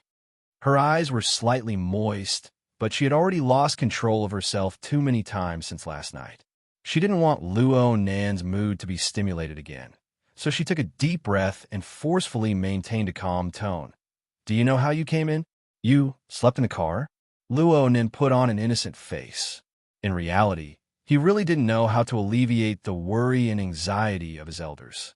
It was impossible for him to pat his chest in this situation and say, "This kind of thing will never happen in the future." On the contrary, this kind of thing will probably happen more and more often in the future. Luo Nan's hesitation made Luo Shuqing comfort him. Are you feeling better now?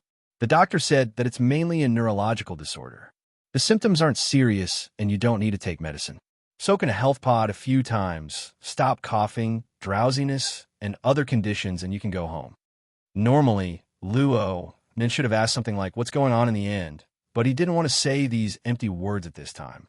He just smiled at Luo Shuqing. I don't feel anything. It's like I skipped a day of classes. I've already applied for a long-distance video course on your behalf. It starts tomorrow. The conversation between aunt and niece was about to step onto the normal track when a soft electronic sound rang out. A face that Luo Nan was familiar with appeared on the display panel of the mechanical nurse. Mr. Xie Junping has come to visit. Luo Nan was quite surprised. This person's information is quite fast. Luo Shuqing was a bit surprised. Your friend? Yes. Xie Junping pushed open the door at this time and walked in with large strides. He shouted, Junior Nan, I heard that you're sick and hospitalized. What's the situation? He was stunned when he saw Luo Shuqing when he opened his mouth.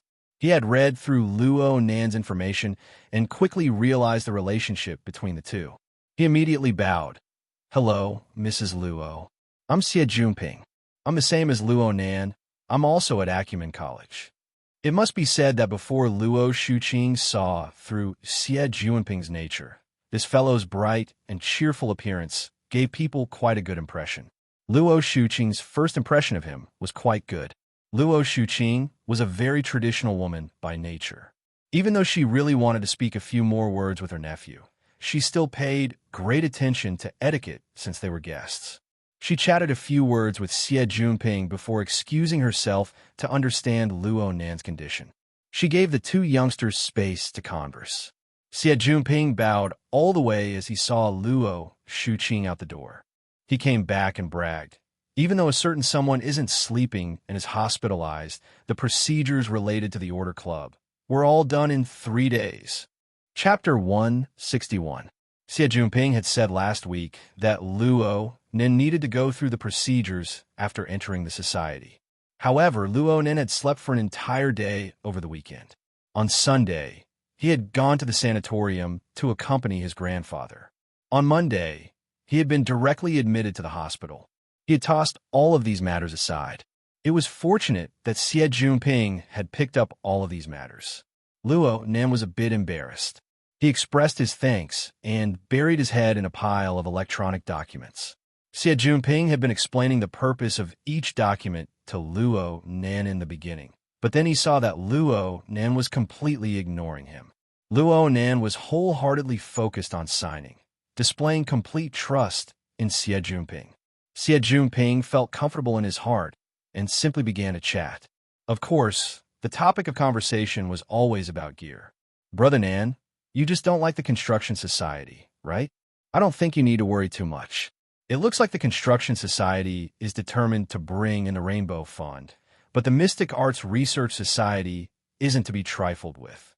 When those people become willful, they dare to do anything. I've been asking around these past 2 days. They're all clamoring to start a war with the construction society. In comparison, the Rainbow Fund is still a legitimate company. They have to look at investment returns, right? What if the manager goes crazy? Luo Nan put down his digital pen for the first time. He raised his head and asked, Gear, aside from its location and design, are there any other high-value assets? I've never heard of this. Why do you think so? Right now, the premium between the two sides is not particularly serious. Luo didn't speak. He learned something from Cragburst. After last night's conflict in the dining room, Yin Yongbo really put in a lot of effort when he talked about gear. He treated it as a proper business and even gave the lawyer a deadline. It seemed like someone was forcing him. This was completely different from Luo Nan's initial conjecture of personal reasons. Also, the Mystic Arts Research Society also had an incredible background.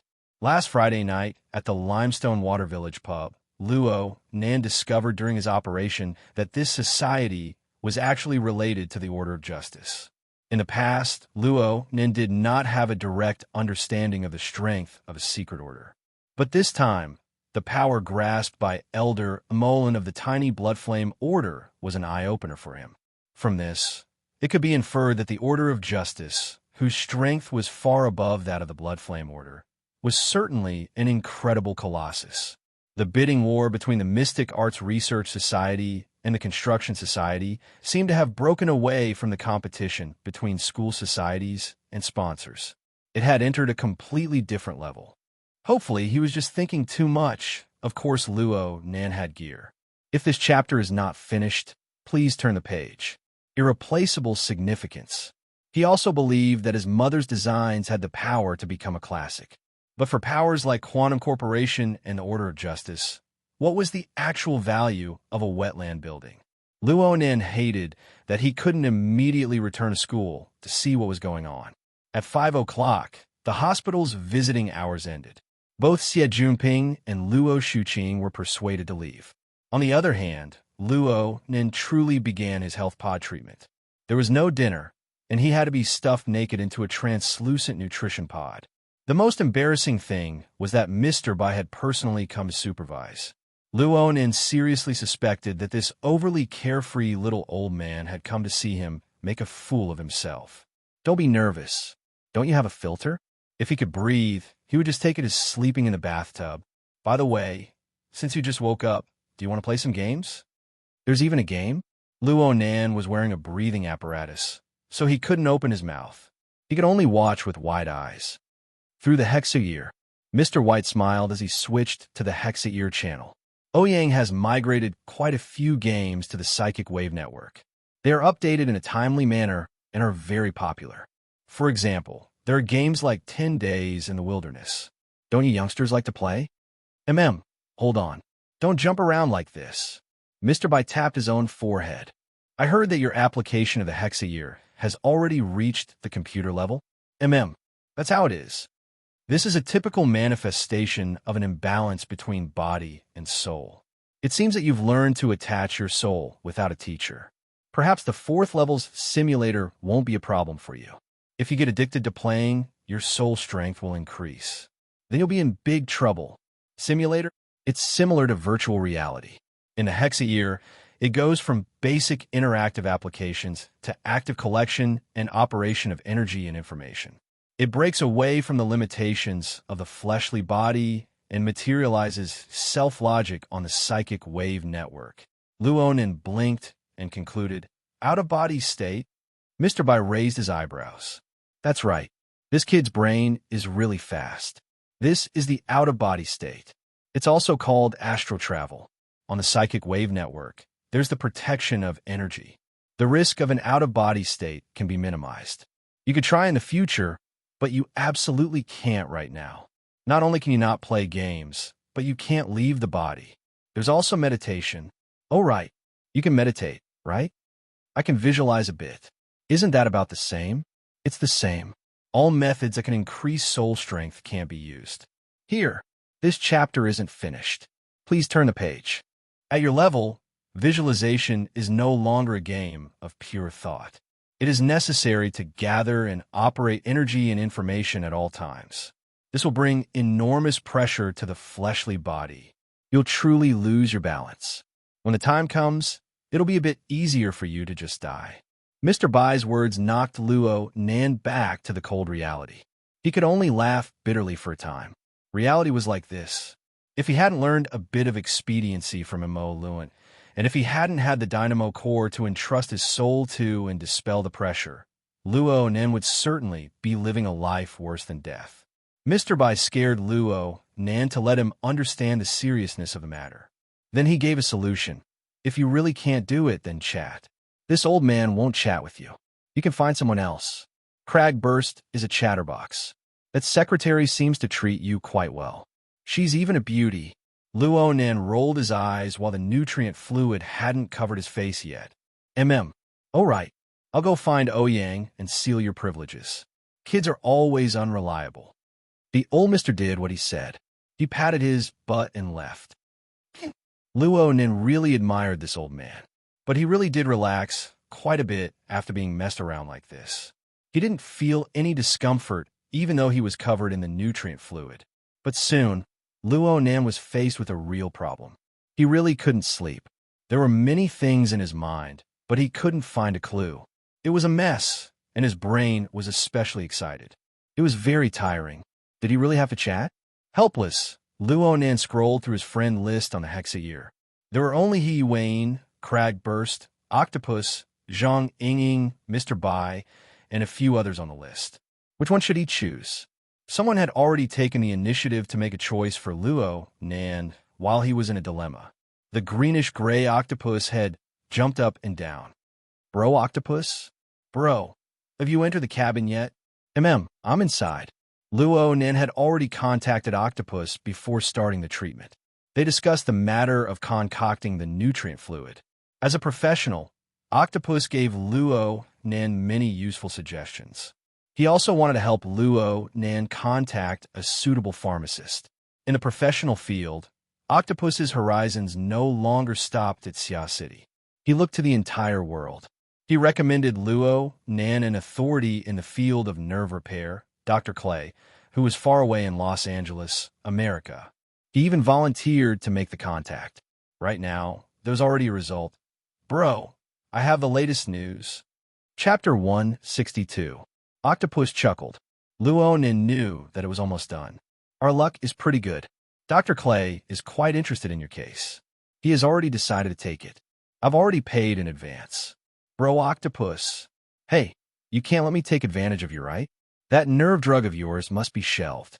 It targets neurons. Most of them are sympathetic and parasympathetic nerves. If damage has already appeared, it will be hard to predict what will happen if we continue to stimulate them. If we save this expense, wouldn't I be taking your grandfather's molecular formula for free? That's not how it works. That's how it works. All right, there's a small problem in this matter. Dr. Clay is currently working on a project. He can't get away for a while, so he sent his students over to do the preliminary data collection and testing work. It'll be done in about a week. As for Dr. Clay, it will be the end of the month. The end of the month? Luo Nan was startled. His scalp went numb in the blink of an eye. Didn't this mean that he would have to soak in this large bathtub of the health pod for another month? He hesitated for a moment before finally saying, "Wouldn't this take too long?" Octopus laughed. "What's the big deal in a month? It's not even a single course of treatment. You won't have to stay in the hospital forever." I asked Mr. Bai. "As long as you can suppress your cough and lethargy, you can leave the hospital at any time. Then you can report to the hospital every other night for specialized treatment. The society will reimburse you. After all, it's a work injury." Luo Nan knew that Octopus and Mr. Bai had talked. The light blue liquid of the health pod had completely covered Luo Nan's head by now. Even though he was wearing filters, earplugs, and other protective equipment, the strange, indescribably sticky feeling became more and more distinct. Luo Nan was not averse to this feeling due to his childhood experiences. He could faintly sense the composition of the nutrient fluid seeping into his body bit by bit with the precision of his senses. It affected the secretion of his body's chemical composition to a certain extent. Luo Nan could not help but carefully discern the minute changes within due to his years of habit. In the past, he could only sense it roughly. Now he was countless times more precise. Correspondingly, the operating efficiency of energy and information had unknowingly increased. Not good. Luo Nan suddenly came to his senses, and he hastily stopped the thought of clairvoyance. Even so, there were still many parts of his body that were faintly aching. This chapter is not finished. Please continue. The pain made him break out in a cold sweat. Was she trying to cure him or harm him? If he had to experience this for the next month, then Luo Nen really would have the heart to die. His restlessness delayed him for a while, and he was also distracted. Octopus could only call out again, "Hey brother, what's wrong? Do you feel uncomfortable?" "It's nothing." Luo Nen couldn't say that he was courting death, but in the end, he couldn't help but grumble. "This place feels really vexing." He really suspected that the subtle feeling he had toward the health pod over the years would be completely subverted by the treatment period of a month or even longer. You just need to get used to it. Actually, I don't know how much I envy you. Brother Octopus. Really, I'm not lying to you. Octopus couldn't empathize with Luo Nan at this time. His attention was focused elsewhere. "You don't know who the student that Dr. Clay sent over is. By Xinyan. She's the flower of fantasy in the pharmaceutical world. She's absolutely a first-rate beauty. She's not any worse than your secretary." Luonan decided not to say anything, but Octopus was inexplicably excited. TSK. She was really hot back in the day. If it wasn't for Mister by keeping a close eye on her back in Xia City, I would have definitely chased after her. Think about it. You get to spend a month with such a beauty. Yeah, even if you spend 3 weeks with her, it's still a golden opportunity. Luo Nen was stupefied. Mr. Bai? Yeah, she's Mr. Bai's daughter. She's also a mentally enhanced ability user, but she's even more talented in pharmaceutical studies. She's Dr. Clay's favorite disciple. She even surpasses him in some areas. All right, you need to remember that Mr. Bai and his daughter don't have a good relationship.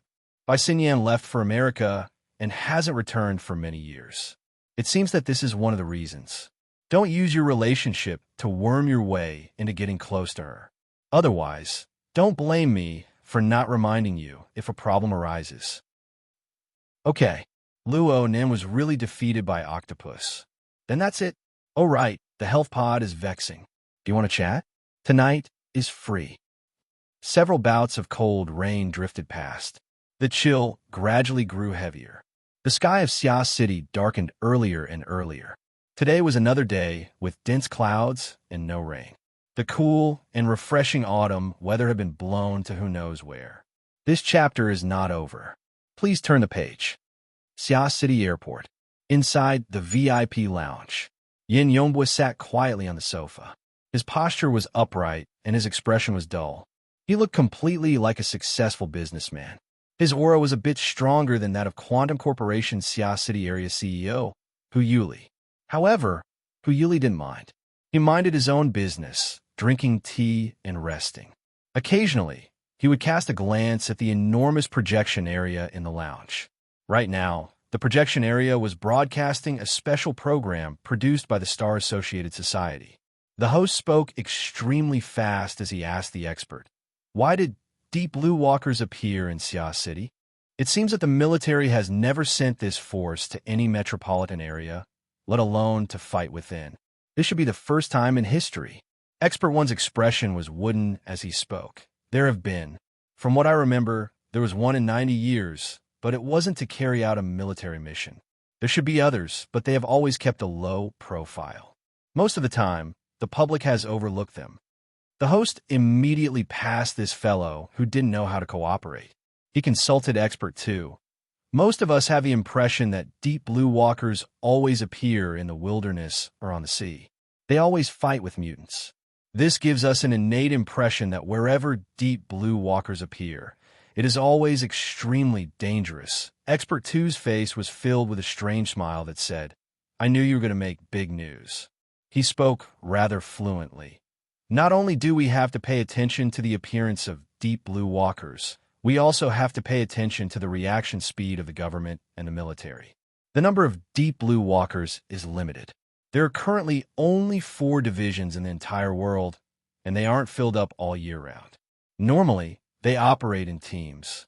Currently, combining all the information, the number of deep blue walkers that appeared in the early morning hours of the 1st is already very large. The possibility of temporary transfer is very small. This means that they have always been in the vicinity. They might even be on standby in Xia City. As for why, We can only see the subsequent developments and the information excavated by all parties. Expert 2 didn't present any actual evidence, but he gave people unlimited room for imagination. Only then was the host satisfied. Now, we will cut to a short video to further understand the deep blue walkers. At this moment, a sweet-sounding bell rang out in the lounge, indicating that the passenger spaceship they were waiting for had already entered the airport. Hu Yuli and the other pickup personnel all stood up. Only Yin Yonghua stared at the projection screen without moving for a long time. Chapter 163. Hu Yuli turned his head to look. Assistant Yin? Yin Yonghua didn't even raise his head as he spoke coldly. Cutting off Quantum Corporation from the program must have cost quite a bit. It's all right. The money was withdrawn from headquarters. They've always had a good relationship with the Star Associated Society. Hu Yuli responded with a smile. He didn't care if this smile was some sort of provocation. Frankly speaking, Hu Yuli really admired Yin Yonghua. Using a weapon on the level of a particle cannon in the vicinity of the residential area of Xia City was far too audacious. If the matter had been resolved satisfactorily, the company and the laboratory might have praised him for being courageous. But now, Jack was dead, the test subjects were lost, and 2 deep blue walkers were lost. The entire operation was a complete failure. The so-called courageous had become arrogant. The direct losses caused during the operation could only be counted as a small fraction of all the troubles they faced. The Xia City government and military were already badly battered because of the human-faced arachnid incident. The cannon in the early morning hours of October first directly smashed the chaotic situation into a muddy pit. Who knew how many people in the political, military, and business circles wanted to fish in troubled waters and reshuffle the cards? 3 days after the incident, videos and photos of the deep blue walkers appearing in Xia City had already broken through Quantum Corporation's blockade and quietly circulated on the internet. After accumulating enough, it exploded with a bang. Although it didn't involve particle cannons or darksider species, the deep blue walkers themselves were already an extremely prominent symbol of danger. In addition, earthquakes had occurred frequently over the past half a month. Both sides were intertwined together. Just a casual association would cause all kinds of strange and wonderful stories to circulate. Even the core insiders would be flabbergasted by some of these stories. These effects continued to ferment over the course of a week. The Star Associated Society, which had always pursued novelty and speed, even produced a special program a week after the incident. It wasn't unprecedented, but it was still very rare. Admittedly, Quantum Corporation's competitors were playing dirty in the dark, but couldn't be denied that the entire incident was popular in society. At this point, the situation was completely out of control. As the nominally highest decision-making body on Earth, the Planetary Joint Development Organization Program Committee, Star Associated Committee, expressed disappointment with the Xia City government and military's ability to control. Please continue to the next page if this chapter is not finished. They were unable to properly control a war-level weapon like the charged particle cannon. They were unable to monitor a highly destructive team like the Deep Blue Walkers. They were unable to deal with the aftermath. The government and the military of Xia City had been slapped in the face over a dozen times. They flew into a rage out of humiliation. They immediately stopped all cooperation with Quantum Corporation regarding the human-faced arachnid matter. All sorts of investigation teams were sprayed out like water, heading towards every organization of Quantum Corporation. As for reasons such as the Darksider species, they were directly ignored in a situation where Quantum Corporation's headquarters was unable to fully endorse them. Hu Yuli had been managing the Xia City region for nearly a decade, but he had never encountered such a precarious situation. It was as if a team of military police would come in at any time and drag them all to prison. However, the headquarters still maintained an ambiguous attitude. On one hand, he didn't say a word about the suppression of Xia City's government and military. On the other hand, he controlled public opinion from beginning to end. He even controlled the tone of Xia City's government and military. He perfectly avoided the heart of the storm. No matter how one looked at it, they were treated like abandoned pawns. Hu Yuli's mental preparation had been going on for the past 3 days. After repeatedly smashing the jar, he became more and more calm and composed. On the other hand, it was worth exploring what Yin Yongbo was feeling right now. At this time, the sound of footsteps could already be heard from the VIP passageway. Hu Yuli called out once more, "Assistant Yin?" Yin Yongbo finally stood up. He straightened his collar and walked out with large strides. He walked in front out of habit, snatching Hu Yuli's seat of honor. Hu Yuli wasn't the least bit angry. Yin Yongbo's timing was just right. The group had just left when they saw a flight attendant leading a tall woman into the passageway. The woman wore a long, camel-colored windbreaker. She carried a large, dark brown backpack on one shoulder. Her upper body seemed to be casually draped in a white t-shirt with ghost patterns. The image of a ghost face was supported by the curved lines of the shirt. It was extremely bewitching. She wore black trousers and high heels under the hem of her shirt. Her long legs were straight and soul-stirring. Her long, wavy hair, dyed brownish yellow, draped behind her shoulders. She wore a black mask on her face, covering half of her porcelain-like cheeks. But when she saw the stream of people pouring out of the lounge, she smiled. Her slightly wide lips formed an upward curve. Her teeth were white like jade. She was confident and at ease. It made the dignified female flight attendant beside her pale in comparison. This chapter is not over. Please continue to the next page. Yin Yongbo took a deep breath and walked up to her. Supervisor Bai, it must have been hard for you to come all the way here. Hu Yuli followed and expressed his concern. I heard it wasn't a peaceful journey. It was hard to tell where Supervisor Bai was looking after her black mask. However, she responded to Hu Yuli's question. Yes, we were attacked by a three-headed vulture. It was a false alarm. As she spoke, she carried her backpack and continued walking forward. Some of the flight attendants wanted to take the backpack from her, but for some reason, they didn't dare to move. Yin Yongbo and Hu Yuli naturally followed by her side and returned to the VIP lounge. After throwing the dark brown backpack on the sofa, Supervisor Bai sat next to it. Her elbow propped up the bulging bulge as she took off her sunglasses. Her wild cheeks that never seemed to be at peace were now completely free from the shackles. In particular, the pair of eyes that were deeply sunken in his eye sockets seemed to flicker with light at any moment.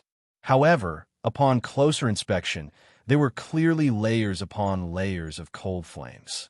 Hu Yuli didn't look directly at such eyes. He picked up his teacup and lowered his head in contemplation.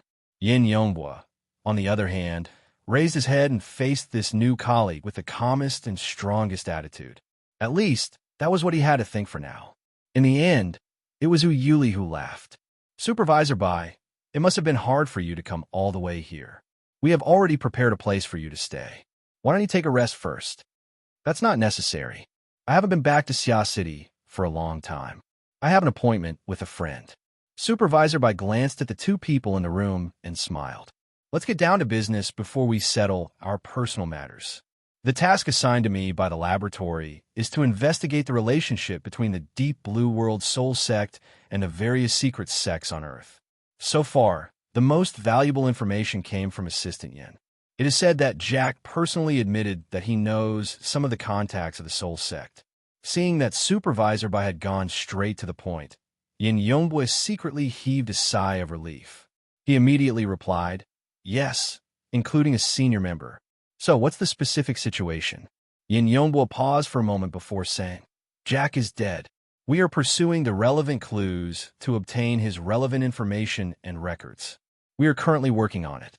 Supervisor Bai picked up her sunglasses with one finger and magically made the sunglasses spin on her fingertips. More specific, Chapter 164. Yin Yongbo's gaze shifted from Supervisor Bai's slender fingertips. His expression turned gloomy, but he still remained calm. We believe that Jack was a modified human, at least until the night of September 30th. That way, his way of thinking would not have been able to surpass the template of the brain nucleus and would not have been creative. We have the template settings of his version of the brain nucleus and have used the exhaustive method to list all possible options. We have selected the ones with the highest probability and checked them one by one. Okay, and then? So far, We've searched through Jack's life circle, but we didn't find anything. The Apocalypse Laboratory searched through the cloud space where the data was uploaded, but we didn't find anything either. After various investigations, we can basically confirm that if there are any relevant data records, they must be carried by Jack. Yin Yonghua glanced at Supervisor Bai's face and paused for a moment before continuing. We have searched the battlefield in the early morning of October 1st, but the Ability User Association's search was very thorough and did not leave anything valuable behind. This way, the target is likely to be in their internal bidding for the spoils of war. So far, we have recovered all the bidding goods through the middleman. However, the evaluation of the Deep Sea Type 4 Dynamo Core and the brain nucleus has not been completed, and the bidding has not begun. In addition, the C-2834 test subject is still under the control of the Ability User Association. It has been in a coma for the 7th consecutive day, but from the collected information, its vital signs are relatively stable. The lengthy speech could basically be regarded as a work report. Yin Yonghua felt this halfway through his speech. However, the arrow was already on the bow, and there was no reason to stop halfway.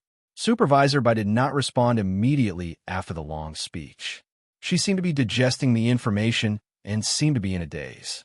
Yin Yonghua hated this kind of situation where he had to wait for someone to express their stance, but he still had to wait patiently. At the same time, his heart slowly sank. This was the last thing he wanted to see. Hu Yuli was still drinking his tea. His eyes narrowed. After about half a minute, Supervisor Bai finally said, "After listening to Assistant Yin, I am relieved." Yin Yonghua's eyes lit up and a smile appeared on his face. Supervisor Bai, before returning to Xia City, I actually had a headache. After all, our missions are different. Even if we have a bit of cooperation with Jack and the C-2834 test subject, the following work will inevitably divide Xia City's current strength. Supervisor Bai leaned against her backpack and changed into a more comfortable position. It's all good now. All the measures that Assistant Yin has taken so far are under control. If this chapter is not finished, please turn the page. In this case, I don't need to be polite. I can just use it. Yin Yonghua's expression changed. His current position was the CEO of the Rainbow Fund and the assistant manager of the Sky Blue Security Company. On the surface, the former definitely had more funds and resources than the latter, and that was indeed the case in a normal society. However, the problem was that if Yin Yonghua could only choose between the two positions, he would undoubtedly choose the position of assistant manager. This was because it represented the formidable strength of 4 full squads and nearly 30 deep blue walkers. But now, Supervisor Bai wanted to take everything away with just one sentence. The situation was worse than Yin Yonghua had imagined. Supervisor Bai wasn't just making empty promises. She had the signature of the Quantum Corporation headquarters and the Apocalypse Laboratory. When this electronic document was inserted into Yin Yonghua's work wristband, the authority settings on it came into play. Yin Yonghua's direct leadership of the 4 deep blue walker squads, which was the position of chief captain, was transferred to Supervisor Bai. Currently, Yin Yonghua was only an assistant in name at the Sky Blue Security Company. In reality, there was no longer any meaning. Yin Yonghua's face was ashen as he stared at Supervisor Bai's dazzling face. His aura was already fluctuating faintly, and the blood in his chest was about to boil. Supervisor Bai's relaxed posture did not change. She smiled at Yin Yonghua and continued to gather the power in his body. Hu Yuli could not sense the power mode of the burner, but he found that the atmosphere in the room had become extremely dangerous. It was not good for him to sit still, so he put down his cup and smiled to smooth things over. The headquarters and the laboratory must have their reasons for this arrangement. As long as the two of you cooperate sincerely, it doesn't really matter who is in charge of which area. In the end, there is still a difference. Supervisor Bai was surprisingly frank. As for the specific difference, Assistant Yin, no, CEO Yin can slowly experience it. Oh, I haven't congratulated you on your promotion to CEO. See you later. As she spoke, she stood up, picked up her large backpack, and prepared to leave. Yin Yonghua stood up abruptly. For a moment, He really wanted to pounce on her, but in the end, his feet rooted to the ground. Only a hoarse voice squeezed out of his throat, but even he himself did not know what he said. Supervisor Bai seemed to have heard it clearly. Do you want to know the reason or the result? Why don't I tell you both? Research is not your job, so mistakes can be forgiven. Excavation is a task you cannot afford to make mistakes. However, Xia City's limited power cannot be divided up just for you. At the end of the day, you are still, this chapter is not over. Please continue to the next page. Failure is inevitable. As for the reason, it is very simple. You are on the wrong team. She smiled slightly. When she passed by Yin Yongbua, she patted his face lightly, then put on her sunglasses and walked out. Yin Yongbua was in a daze. When the door to the lounge opened, he seemed to have woken up from a dream. Finally, he rushed forward, and the words that he thought he would never say rushed out of his throat. Supervisor Bai, you should know that I didn't choose a side. Supervisor Bai aimed her dark glasses at him. Are you refuting me? Fine, so what if I have wronged you? Yes, you are very self-aware. You gave up your job at the Apocalypse Laboratory. In your research mission, you came to Xia City and took charge. I heard that you even want to pursue the He family's daughter. Yin Yongbo was a little stunned and did not know how to answer. Supervisor Bai's lips cracked slightly, revealing a beautiful and magnanimous smile. Do you want to realize your self-worth? What is your value? I'm sorry, I have to quote someone. Without the platform of Quantum Corporation and the Apocalypse Laboratory, you are nothing. You chose the excavation mission and chose to work as a human. You are destined to be dominated by God. If you chose the research mission and chose to work as a god, then dedicate yourself to God. Now do you understand where your mistake is? You are indeed on the wrong team. You are wrong because you are on your own side. Yin Yongbo was stunned on the spot. You're the first burner since the creation of Earth. You should understand where your value lies. If you are willing to cooperate, you can show it at any time. These 4 teams of Deep Blue Walkers are still yours. Supervisor Bai raised her hand and shook her fingers lightly, bidding him farewell. Soon, Supervisor Bai's figure disappeared into the VIP passageway. Yin Yongbwa stood at the door in a daze. Inside the room, Hu Yuli saw him like this. He was delighted but also felt a little sad. In the end, all that was left was rejoicing. Fortunately, I am going to retire. I missed another chapter. As of yesterday, I have updated 30 chapters in 9 days. That is 6 chapters less than expected. I really overestimated myself. Fortunately, the holidays are coming soon. Current progress. Subscription monthly pass, February 15th. In addition, adjust the update time. Try to avoid being affected by class affairs. The 4 updates will be at 8 o'clock, 1400 hours, 2000 hours, and 2400 hours. Do your best to update at a fixed time. The positive and negative time should not exceed half an hour. But if you adjust the schedule, it will probably be at the end of the holidays. Everyone, please bear with these 2 points and lose weight. Chapter 165. It was 5 o'clock in the afternoon, and it was drizzling. Due to the terrible weather, the lighting on the low-altitude public bus was dim.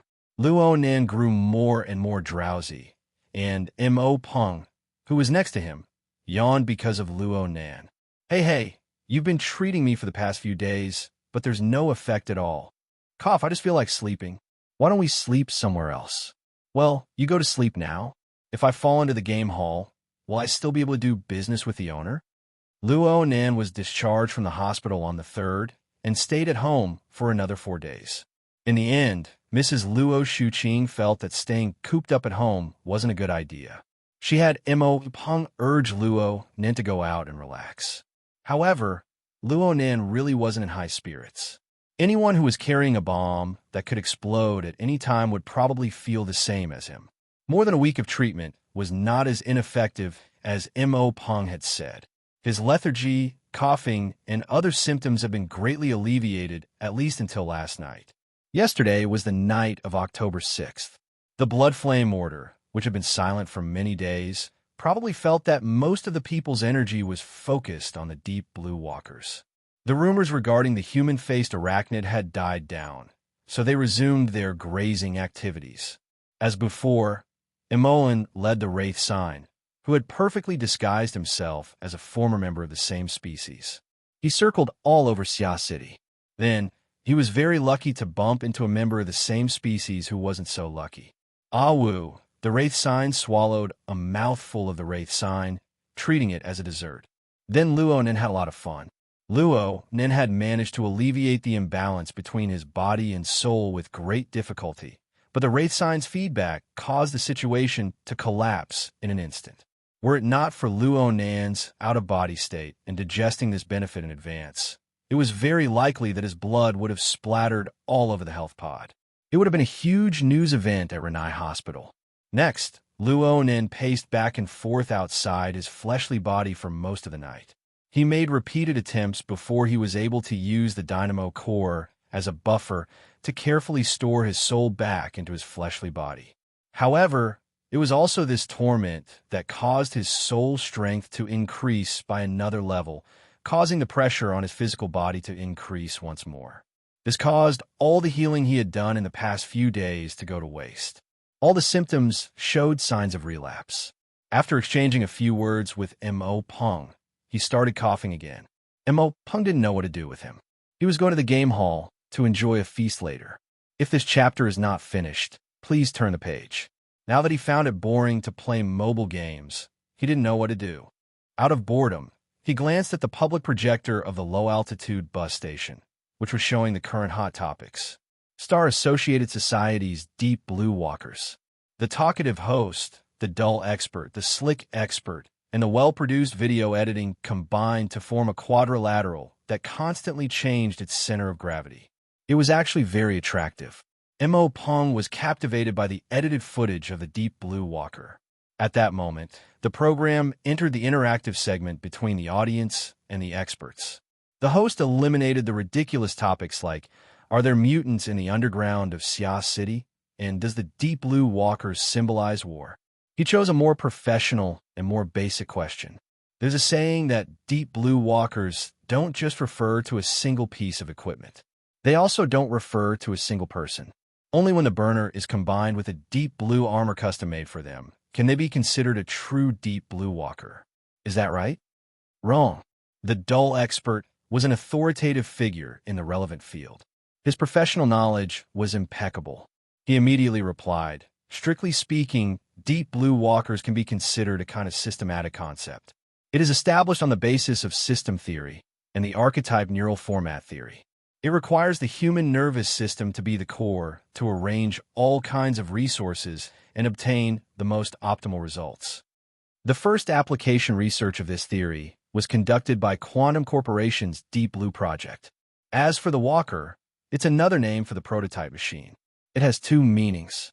The first is a pedestrian on the road. The second is a Buddhist term that specifically refers to a person who has entered the path of cultivation but hasn't taken a vow. In other words, this research is only at the beginning. It's just on the road. There's still a lot of follow-up work to do. In terms of the individual, the burner is fully deserving of being the core. It's just that it's limited by the natural conditions of a human body. It needs a special exoskeleton to supplement and assist. Therefore, the relationship between the burner and the custom-made armor is one of leading and supporting. It's not a parallel relationship. From my personal point of view, the relationship between man and machine should be that of core and supporting. The supporting equipment supports the lower limit of a Deep Blue Walker. The autonomous consciousness of man determines the upper limit of a Deep Blue Walker. The host was already starting to regret letting the dull expert speak. At this moment, who knew how many people in the audience at this moment? It was unknown how many people in the audience were watching. They would close their eyes and yawn, or they would simply switch channels. Mo Peng was one of the yawning members of the audience. But when he turned his head, he saw that Luo Nen had raised his head at an unknown time. Luo Nen was staring fixedly at the projection screen. All right, this wooden expert was promoting the archetype formatting theory. It was the thing that Luo Nen couldn't stand. Mo Peng was really worried that Luo Nen would get angry and fall sick again. He hurriedly advised, this bro is showing off. It's as if he's the only one who understands. What you say isn't without reason. Luo Nan was referring to the words autonomous consciousness of man that came after the wooden expert. It coincided with the situation he had been tossing and turning these past few days. It was just that the situation was a bit more complicated. But Luo Nan could foresee that if he could increase the endurance of his fleshly body, then the lower limit of his abilities would correspondingly increase. The problem was how to do it. It was practically impossible to keep up with the tempo of increasing the strength of his fleshly body step by step. Then, should he transform his body? Mo Peng gave him a push just as he was muttering to himself. Let's go. We're at our stop. The low-altitude bus stopped at the most bustling city center of Xia City. No matter what time of day it was, this place was always filled with people. Luo Nin did not have a good feeling about this place because it was far too stifling. As he walked on the pedestrian walkway, the towering buildings all around him seemed as if they would collapse at any time. Ahaha, Frost River reality. I'm coming again. Mo Peng suddenly became excited. Luo Nin raised his head and saw the gorgeous holographic advertising wall of Frost River reality not too far away. It was currently broadcasting scenes of hot-blooded battles. Battles in the wilderness, battles in lava, battles in the deep sea, battles in space. Each and every battle scene seemed to be real. They attracted the gazes of passers-by. Virtual reality had a fatal attraction to almost all young people. As the largest reality-based chain store in Xia City, every Frost River reality was actually a large-scale amusement park. There was no need to worry about not having a place to kill time. Of course, with Mo Peng's personality, it was impossible for him to quietly come and play with 2 or 3 people. Just as he was looking left and right for people, a call came in. Peng 17, Lil Nanster, come over here. You guys are really slow. I've been drinking so much cold drinks that my spine is about to freeze. A group of young boys and girls had already stopped in an ice cream store near Frost River Reality. They were just waiting for them to come over. Chapter 166. The Frozen Star Ice Cream Shop was a famous chain business in Xia City. Although it was past peak season, it was backed by Frost River Reality. Business was still great on Sunday nights. When Luo Nan and Mo Peng came in, they nearly got lost in the crowd. Luckily, the number of men and women waiting for them was not small. They were quite eye-catching as they waved. The group of people sat at 2 tables, which made the place more spacious. What was interesting was that most of the people here had the surname Mo. The Luo family was not very populous in Xia City, but the Mo family was flourishing here. Uncle Mo Hyang had 5 brothers and sisters, and he was related to them in various ways. It was not difficult at all for him to pull together hundreds of people, including his cousins. Mo Peng's age was ranked 17th among his siblings. He was usually called Peng 17. During festivals, Luo Nin would not even be able to straighten his tongue when greeting his uncles, aunts, cousins, or grandnephews. He would hide if he could. Of course, as a child living in his aunt's house, he was indeed an outsider to the Mo clan. He didn't have any blood relations with them, and with his temperament, most of his peers were just nodding acquaintances. Usually, Mo Ya and Mo Peng would drag him along, so they would occasionally get together. Here. The one who waved the most cheerfully was Mo Han, the one who had just contacted Mo Peng. Mo Peng called her Sister 16 without the slightest trace of politeness. On the other hand, Luo Nan still called her Sister Han from a distance. In the past, he had followed Mo Peng and called her Sister Pomegranate 16, but he did not want to call her that. It was probably because of the Mo family's genes. Other than Mo Ya, with her super long legs, the youngsters of the Mo family were not too tall. Mo Han, this lively girl, was clearly 2 years older than him. She was going to go to college next year, but she was shorter than Luo Nan by half a head. Her beaming smile made her look very innocent. She could play with anyone. Luo Nan followed Mo Peng, shouting. The oldest of the Mo family's siblings was Mo Chung. He was ranked 7th. He was already in his 3rd year, but he was the same as Mo Peng. He was a veteran game geek. His major was game design. He was always the leader of such activities. Mo Peng always acted as his assistant and began to count heads. 7th brother, 9th brother, 13th sister. If this chapter is not finished, please turn the page. Sister Pomegranate. Oh my. Nanzi, Brother Liu, Brother Jiang, and Brother Jia are all here, right? Liu, Jiang, and Jia were all members of Mo Cheng's gaming team, so they were used to playing together. Mo Cheng waved his hand. Let's wait a little longer. Chen Shun hasn't arrived yet. And 3rd brother, he's also here, and he's treating us today. Huh? Mo Peng was very surprised. Chen Shin was the only female member of Mo Cheng's team. It was normal for her to be here. However, the 3rd son of the Mo family, Mo Chio, was almost 30 years old this year. He was at the age to start a family and start a career. He had long passed the age to play around with these young people. Furthermore, he was someone who always put on airs. This was not right. Mo Han blinked and lowered her voice. I heard that they're here for a blind date. TL, Mo Peng still didn't understand. Blind date? Doesn't he have a girlfriend? They broke up. They used to be in the same unit. Now that he's jumped ship to a new company, they broke up quickly. This one seems to be someone he met through Sister Chan. She's in the university department of Acumen College. Acumen College? What a coincidence. Mo Peng looked at Luo Nan. She's a teacher. No way. She's a student. Holy crap. An old cow eating young grass. Mo Han wrinkled her nose. I heard that she's a beauty. She's an officer in the university department of Acumen College. She's graduating this year. Hey, Lil Nanzi, it's time for you to play your role. Is there such a person in your school? Luonin just laughed. How could he say anything? Mo Peng was very impressed. It looks like 3rd brother Chio has struck it rich. He invited the 10 of us to play games for the sake of a blind date, in the name of friendship. Mo Han had the appearance of someone who understood the world. Playing games is good. Don't look at how many people there are. Who cares about who in virtual reality? In the end, aren't they the ones alone? They can do whatever they want. Mo Peng gave a thumbs up to this Sister Pomegranate who dared to say anything. At this time, Mo Chio, who became the center of the conversation, walked into the ice cream shop. He was dressed casually. His height was average, but his figure was maintained quite well. He looked very spirited. He had the maturity of a person in society and a bit of superiority. Perhaps it was very lethal to young girls who had yet to leave school. Mo Chio frowned a bit at the noise of the ice cream shop. This chapter is not finished. Please turn the page. This wasn't his ideal location for a friendship. Actually, Frost River reality wasn't it either.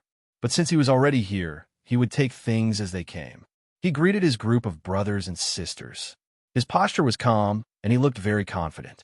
After taking a seat, he asked Mo Cheng. Cheng 7, they haven't arrived yet? Chun Chun just went to pick up her sister from the hospital. She just happened to be here to relax. She might be a bit late. How many people are coming over there? Currently there are 4, 3 women and 1 man. Chun Chun and her sister are your targets. One of them might be her sister's boyfriend. Oh, they're here. As soon as Mo Chang said this, everyone's gazes turned towards him in unison. Which one is the blind date? Sister Chin's left or right? It's definitely the left. She's over there. She suits 3rd bro's taste very well. The one on the right should be Sister Chin's sister. She's almost 7 meters tall. She's only in high school. 3rd bro shouldn't be this shameless. Mo Peng chuckled. High school? High school is good. She can socialize with me too. Mo Han extended her hand and gestured on top of his head. Girls with short bodies are cute. Boys with short bodies. She suddenly felt the unfriendly gazes from all around her halfway through her words. She stuck out her tongue and stopped talking. Chun Chin's group had already arrived while they were whispering. Mo Chio took the lead, and everyone stood up to greet them. Luo Ninja stood up when he saw the slim woman next to Sister Chun. He was stupefied. She didn't immediately discover Luo Nan in the crowd.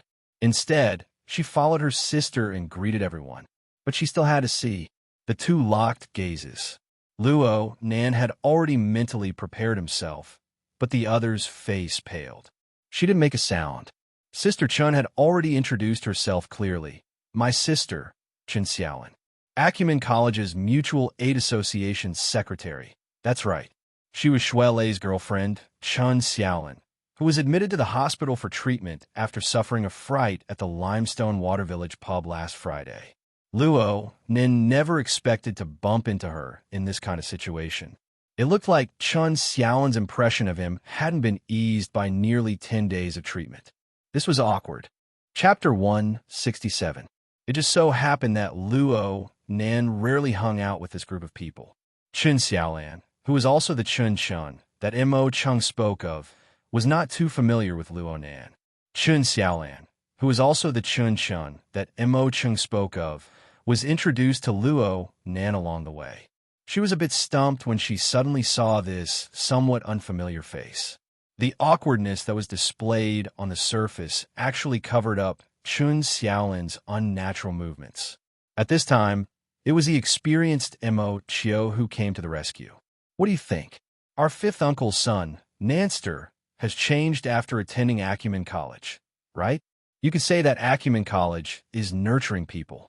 Xiaolin, you didn't give me this much pressure the last time we met. Mo Chio's self-deprecation and flattery eased the awkwardness. Everyone laughed. However, there were also some parts that were a little inappropriate. Mo Han secretly complained, "It's destroying people, right? They just came out of the hospital." Chun Xiaolan was able to form a battle squad with a bunch of big men. She was a character that wouldn't lose to men. She wasn't faking it. She immediately patted Luo Nan's shoulder. "So it's Nanster. I didn't recognize you just now.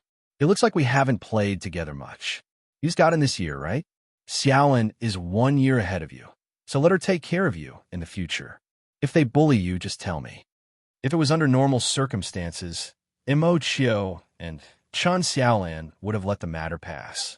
But the problem was that Luo Nin wasn't a person with particularly strong adaptability. As for Chun Xiaolan, she was usually smart and capable, but her mind was unsettled right now. Her reaction was extremely terrible. She didn't follow up. She didn't even pay attention to her older sister's words. "Junior Luo, long time no see." Chun Xiaolan's abnormal reaction immediately attracted Chun Xiaolan's attention. In fact, Chun Xiaolan's current performance was quite different from her previous performance. Mo Peng and Mo Han hid to the side and whispered, "Holy crap, there's something going on."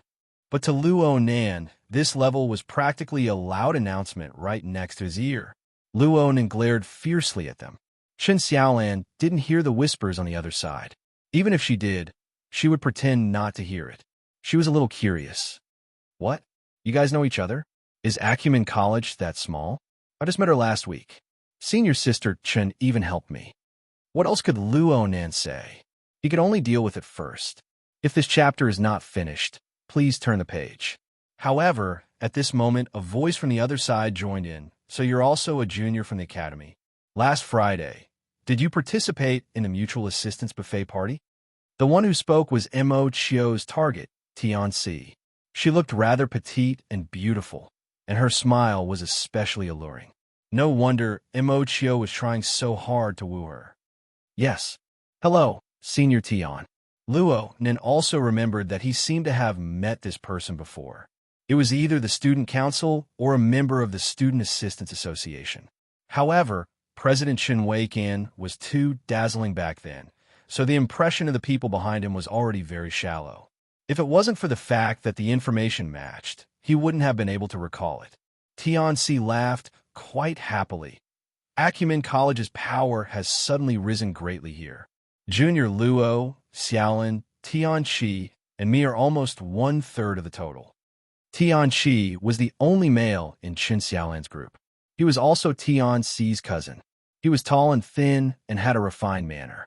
It was obvious that he was interested in Chun Xiaolan. He stared at Luo Nan from the moment Chun Xiaolan's expression changed. His suspicion carried a hint of vigilance.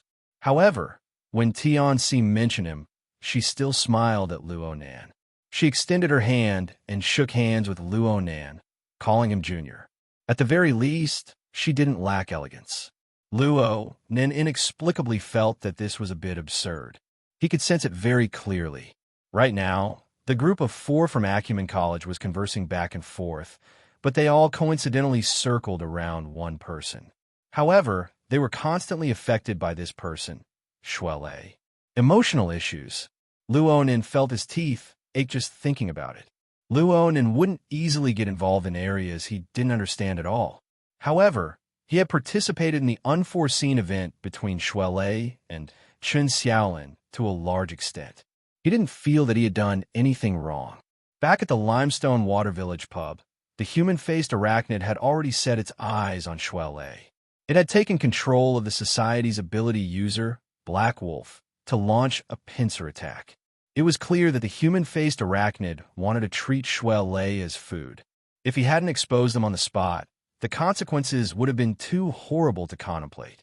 But looking at it from another angle, if Luonin hadn't hypnotized the emotional Chen Xiaolin during the fight between Shuelei and the Black Wolf, Chen Xiaolin's psychological suggestion wouldn't have been so intense. He was more or less responsible. No matter how much undercurrents surged between the group of 4 from Acumen College, it wasn't the main topic of tonight's event. Frost River reality and the fellowship were the main topic. Please continue to the next page if this chapter doesn't end. Everyone got to know each other. They left their seats under Mo Chio's initiative. They entered the reception hall of Frost River reality in a grandiose manner through the inner door of the ice cream store. This was undoubtedly the intersection point between the virtual world and the real world.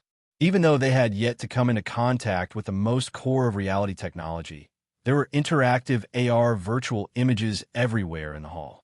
Iron-blooded, cool, cute. They were all jumbled together. It looked messy, but the high-frequency interactions between people and virtual images were still very interesting to watch. At the very least, it was very cute for girls. Luonin quietly fell to the back of the group amidst the sudden clamor. He muttered to himself for a bit and finally decided to give Shuelei a call. The call connected quickly. "Hello, Leicester. Where are you?" "I'm helping out at the Daowan." Shuelei's voice was still very loud. "You're coming to class tomorrow, right? Why don't you come live in Blue Bay? We can go for a morning run together." Shuelei had called to greet Luonin when he was sick and hospitalized. He originally wanted to come and visit, but the hospital's visiting hours conflicted with the school's curriculum, so he gave up. He couldn't be as casual as Xie Junping. "I'm afraid my aunt won't agree." Luonin grinned. In the end, he brought up the topic of conversation. "Leicester, let me ask you something. You and senior sister Chun." There was no need to say it too clearly. Shuelei suddenly went silent. He wasn't someone who was good at hiding his personality. When he spoke again, he was extremely depressed. "She steeled her heart to not meet with me. She's not even picking up my phone right now. The doctor said that it's best to keep a bit of distance from her to avoid provoking her." Am I a freaking monster? Luonin scratched his head when he heard this. He hesitated for a moment before saying, "I saw her at Frost River Reality. Right now, I'm playing with her and a few friends. Why don't you come over and meet me? We can talk things over." "Which Frost River Reality?" "City Center, Fudong Main Street." "I'll be right there." Shuelei didn't say anything further. He hung up the phone and presumably rushed over in a hurry. But it would take at least 2 hours to get here from the River Wu district on the weekend. Luonin was really worried that he would come over empty-handed. He suddenly sensed something while he was pondering. He raised his head and saw Chun Xiaolin stop in front of him. She turned around to look at him. Chapter 168. Clearly, Chun Xiaolin was deliberately waiting for Luonin. Tian Luonin greeted senior sister Chun. Chun Xiaolin spoke very bluntly. "You're in contact with Leicester?" Luonin was a bit embarrassed. His coughing came surging up at this time, and his face turned red. But now that they had pulled away from the team in front of them, some things could be said. "I heard that senior sister hasn't seen him all this time."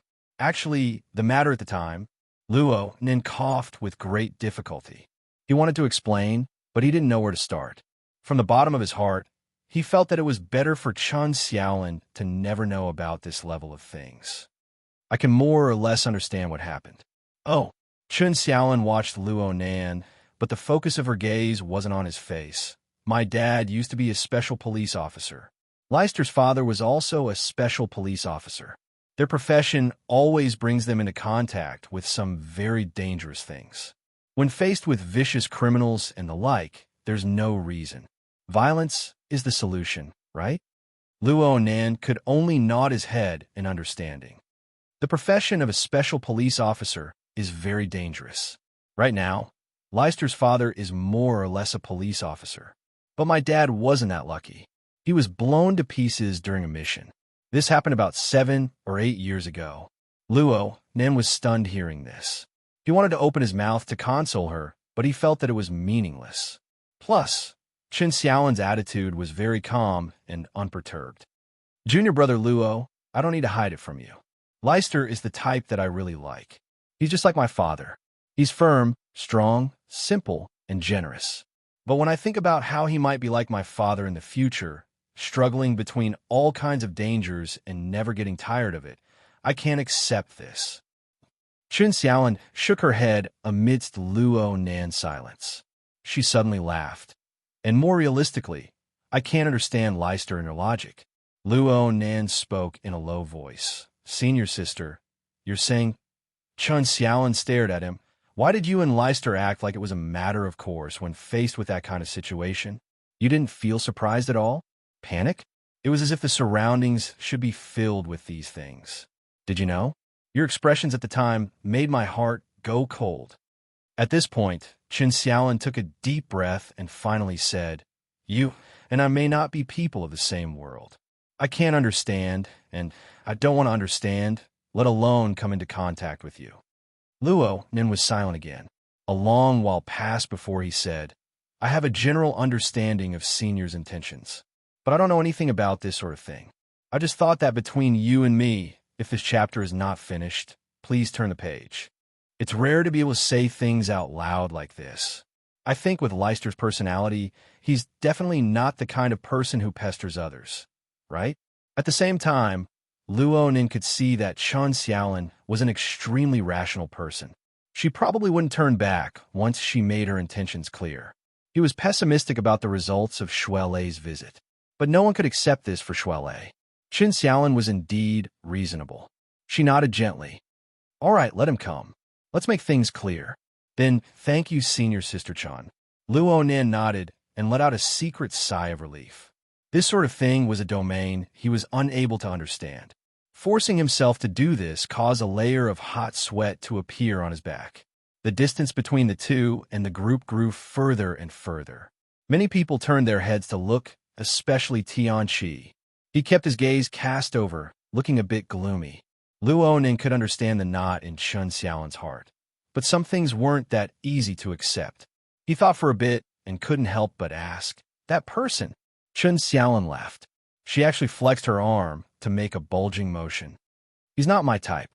Clearly, Chen Xiaolin's mental state had calmed down quite a bit after talking about this matter. She could tell jokes now. This was obviously good for her, but the result for Shuelei would only be more negative. Luo Nan sighed in his mind. He and Chen Xiaolin increased their pace to catch up to the group. Right now, the situation of the large group was quite interesting. Most people were paying attention to the center of attention of this get-together, which was Mo Chiu and Tianqi. However, Tianqi was paying attention to Tianqi, and Tianqi was paying attention to Chen Xiaolin. This chain of attention continued on, and unwittingly, Luo Nan and Chen Xiaolin became the center of everyone's gazes. Of course, Luo Nan and Chen Xiaolin were magnanimous, but people felt that they weren't magnanimous enough.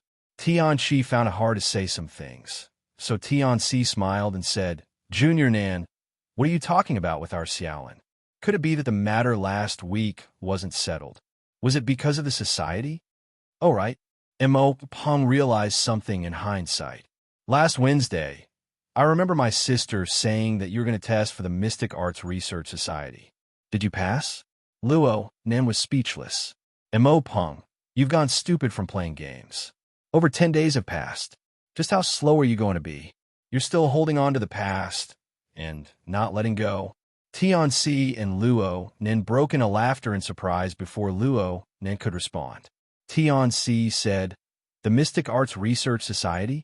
Tianqi is in the Mystic Arts Research Society. Huh? Luo Nan was a bit surprised. Tianqi finally had the chance to speak formally. He felt that it was a bit funny, but also very strange. This chapter is not finished. Please turn the page.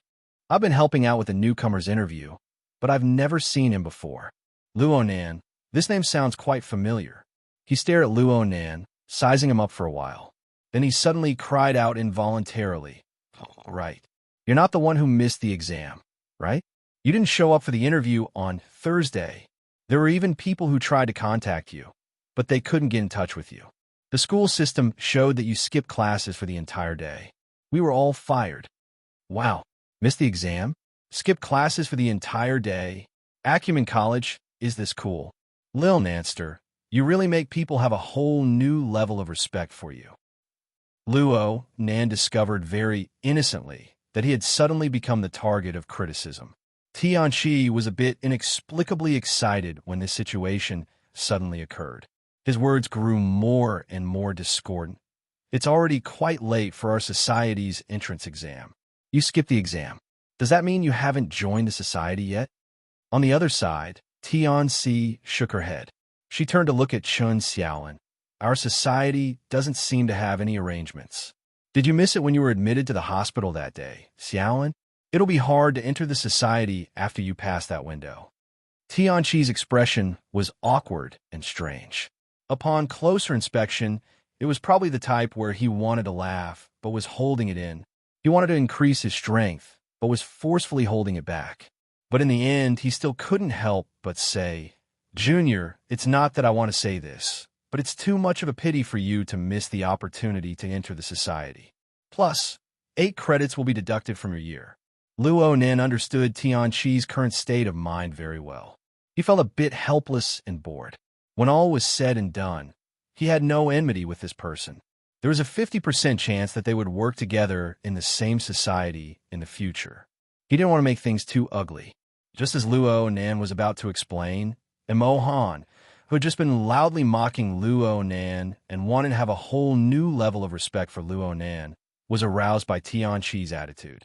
Her eyes jumped back in the blink of an eye. The Mystic Arts Research Society? The one that studies alchemy? How popular can a place like that be? Tianqi's tolerance for the little beauty was quite high. He laughed and spoke rather proudly. Our society has ample funds. All sorts of projects are being carried out. They mainly lean towards mental and material interference, religious rituals, magical spells, Eastern metaphysics, and so on. Among them, large amounts of microscopic particles, human elements, psychology, systems theory, and other frontier subjects are involved. And Mohan snorted coldly, deliberately mystifying. Little girl, this isn't mystifying.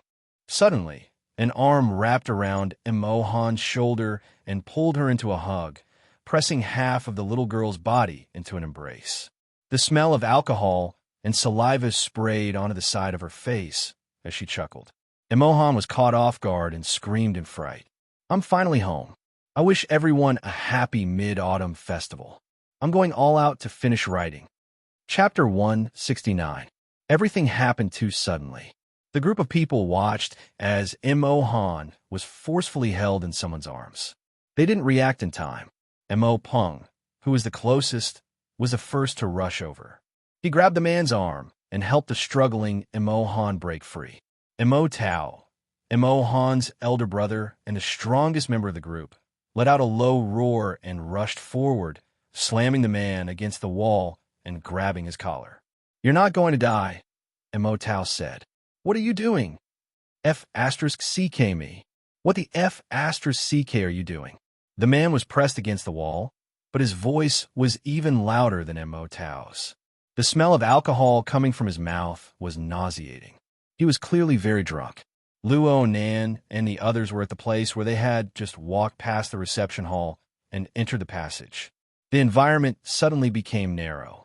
A dozen or so people formed a circle, blocking most of the passage.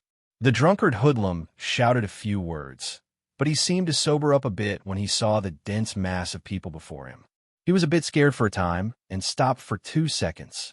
But soon, his drunken eyes caught a glimpse of a certain person in the crowd. He immediately stretched out his hand and swung it twice. Finally, he placed it on Mo Tao's shoulder and pointed at Tianqi, who was dumbfounded and had his mouth agape. What's up, little Tianqi? You could just flip your face when you want it outside?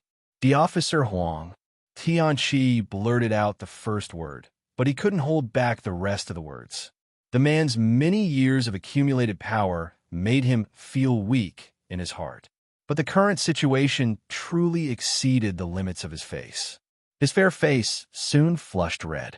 If he could, Tianqi would certainly want to dig a hole in the ground and bury himself in it. Fortunately, his cousin Tianqi stepped forward bravely and angrily rebuked. Huang Bingjin, what kind of drunken madness is this? The drunkard hoodlum narrowed his eyes. With great difficulty, he saw Tianqi's face clearly under the blurred light of the hallway. He laughed again. Tianqi. See, Sister Cece. This guy called Huang Bingjin was at most in his 20s. His drunken face perfectly accentuated his usual arrogance. Sister Cece, long time no see. What's up? Is it the student union or the student union? These people around me look unfamiliar. Don't crowd around me. I'm bored. He tried hard to pry Mo Tao's hand away, but failed. This made him a little annoyed. Hey, you already know who I am. Who are you trying to fool? At that moment, some people in the crowd, if this chapter is not finished, please turn the page. Luonan finally found some relevant memories. That's right, it's this Huang Bingjin. According to the intelligence report, he's an officer of the Mystic Arts Research Society. He's a typical rich second generation and a pervert. Last Friday night, at the Limestone Water Village pub, Cat Eyes had smashed him into the wall. Perhaps it was because he had taken too many drugs at the time, but that experience clearly did not teach him a sufficient lesson. Tianqi naturally knew the ins and outs of Huang Bingjin. She wasn't afraid of his position in the school, but she was afraid of the Huang family's social influence. Her expression was very unsightly. Huang Bingjin, who did you come with? If you're drunk, go puke in the toilet. Is it fun to lose face outside? The Mystic Arts Research Society and Acumen College have lost all face because of you. Huang Bingjin had a cheeky grin on his face. It's fine. Sister Cece is so pretty. She'll grow back sooner or later. Everyone could see that there was no way to communicate with this fellow at this time. Mo Chio confirmed that Mo Han wasn't injured, so he didn't want to tangle with her any longer. He took advantage of the situation to close the distance between him and Tianqi. He lightly embraced her shoulder. Let's go. We can't lower ourselves to the level of a drunkard. Tao Jia, let's go.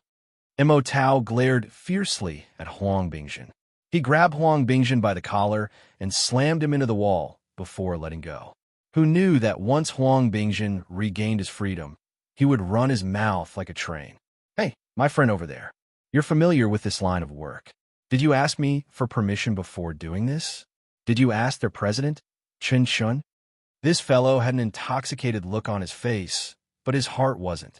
His words were poisonous. Tianqi's face turned green from anger, but the more she was like this, the more excited Huang Bingjin became. So you guys are all hooking up, but I'm not allowed to hug a little girl. Come, little girl. Let me tell you about the Mystic Arts Research Society. He reached out to hug Mo Han as he spoke, but Mo Han, who had come back to her senses, wasn't someone easy to deal with. She immediately kicked out, hitting Huang Bingjin's shin bone. Mo Han was wearing pointy leather shoes. Her kick was filled with hatred. Huang Bingjin immediately let out a miserable groan. He hugged his leg and jumped, but he didn't stand firm. He fell to the ground, battered and exhausted. Let's go. Mo Chio didn't want to make a big deal out of this. He suppressed the unhappiness in his heart and called his companions to leave. The group of people walked inside, leaving Huang Bingjin behind. Huang Bingjin shouted, F***CK me, F***CK me. When they reached the corner of the passage, Mo Peng turned his head and swept a glance at Huang Bingjin, who was still cursing on the ground. He muttered, this guy's mouth is too sharp. I'm afraid I won't be able to have fun tonight. This chapter is not finished. Please turn the page. Luo Nin grunted. He looked at Tianqi and Tianqi's preoccupied appearances. This was indeed the case. When they turned the corner, Luo Nan's line of sight could no longer be seen. However, the range of Luo Nan's mental senses still covered Huang Bingjin. He discovered that someone had gone over to greet Huang Bingjin just as they turned the corner. Clearly, This person had seen the conflict earlier, but intentionally avoided trouble. Luo Nan had actually seen this person before. He was Lu Tao from Xie Juanping's circle of friends. At the same time, he was also a high-ranking member of the construction society. He wore gold-rimmed glasses and had a very scholarly appearance. Huang Bingjin was from a mystic arts research society. The circle of this group of rich second-generation kids far exceeded the circle of the school societies. It didn't seem like a cruel bidding war was going on at all. Tonight, Mo Chio had actually spared no expense for this get-together. He specifically booked a large private room to facilitate the preparation work before entering. After the group of people entered the private room, they were guided by the AI to the scanning area to stand. The relevant equipment examined their body shapes, body characteristics, and so on. Data models were built, peripherals were matched, and so on were used to achieve the best effect of reality. Actually, the vast majority of people had accounts at Frost River Reality. A single scan was enough to connect with their previous data. They could stand for a bit and come out. But there were always exceptions to everything. Only Luo Nin could not get through the scan. Mo Peng was impatient. "What's going on?" "Nanster, I brought you to play before." As a veteran gaming geek, Mo Chang was quite clear about the things here. He shook his head and said, "Nanster, you came last year. You're half a head taller than last year. You've developed, but you don't play often. The system needs to readjust." Luo Nan was well aware that the drug stimulation had caused quite a large change to his body over the years. Now there was no more drug stimulation, but under the stimulation of soul strength, the changes would probably be even greater in the days to come. He laughed. "Actually, it's nothing. I told you earlier that I wouldn't play sensual games." "Why wouldn't you play?" Mo Han found it strange. "Isn't this the reason we came to Frost River Reality?" This. Luo Nan's scan finally went through, but a rare yellow light lit up in the scanning area. There was also a prompt. "Distinguished customer, we are very sorry to disturb your gaming progress. Since you are currently undergoing treatment, according to the doctor's advice, please do not engage in highly stimulating games. Strive to update on time tomorrow and try to make up for it. Current payment progress. Monthly subscription March 15th. Chapter 170. Following the sound of the notification, Luo Nan's account in Frost River Reality had many privileges temporarily locked down. They were displayed as restricted. Even the peripherals and equipment that were sent over were different from those of other people. Everyone in the room looked at each other in dismay. I've lived long enough to see something like this happen. Even an expert like Mo Chang had never seen such a situation before. He clicked his tongue in wonder for a time. Luo Nan was calm. The scan results were one thing. The most important thing was that his medical records from Renai Hospital had been entered into the database. This situation only occurred when the two were combined. It cannot be said that Frost River Reality was wrong. Many of the current somatosensory games used microstimulation of the nervous system to obtain more realistic effects. For Luo Nan, whose nervous system operated at a high rate, this was a big taboo. Mo Chung walked over to look at the specific restrictions and shook his head. I can't go to Area A and B. I can only play in Area C. The gaming area of Frost River Reality had a total of 3 levels. Area A was Reality Replica, Area B was Reality Immersion, and Area C was Reality Experience.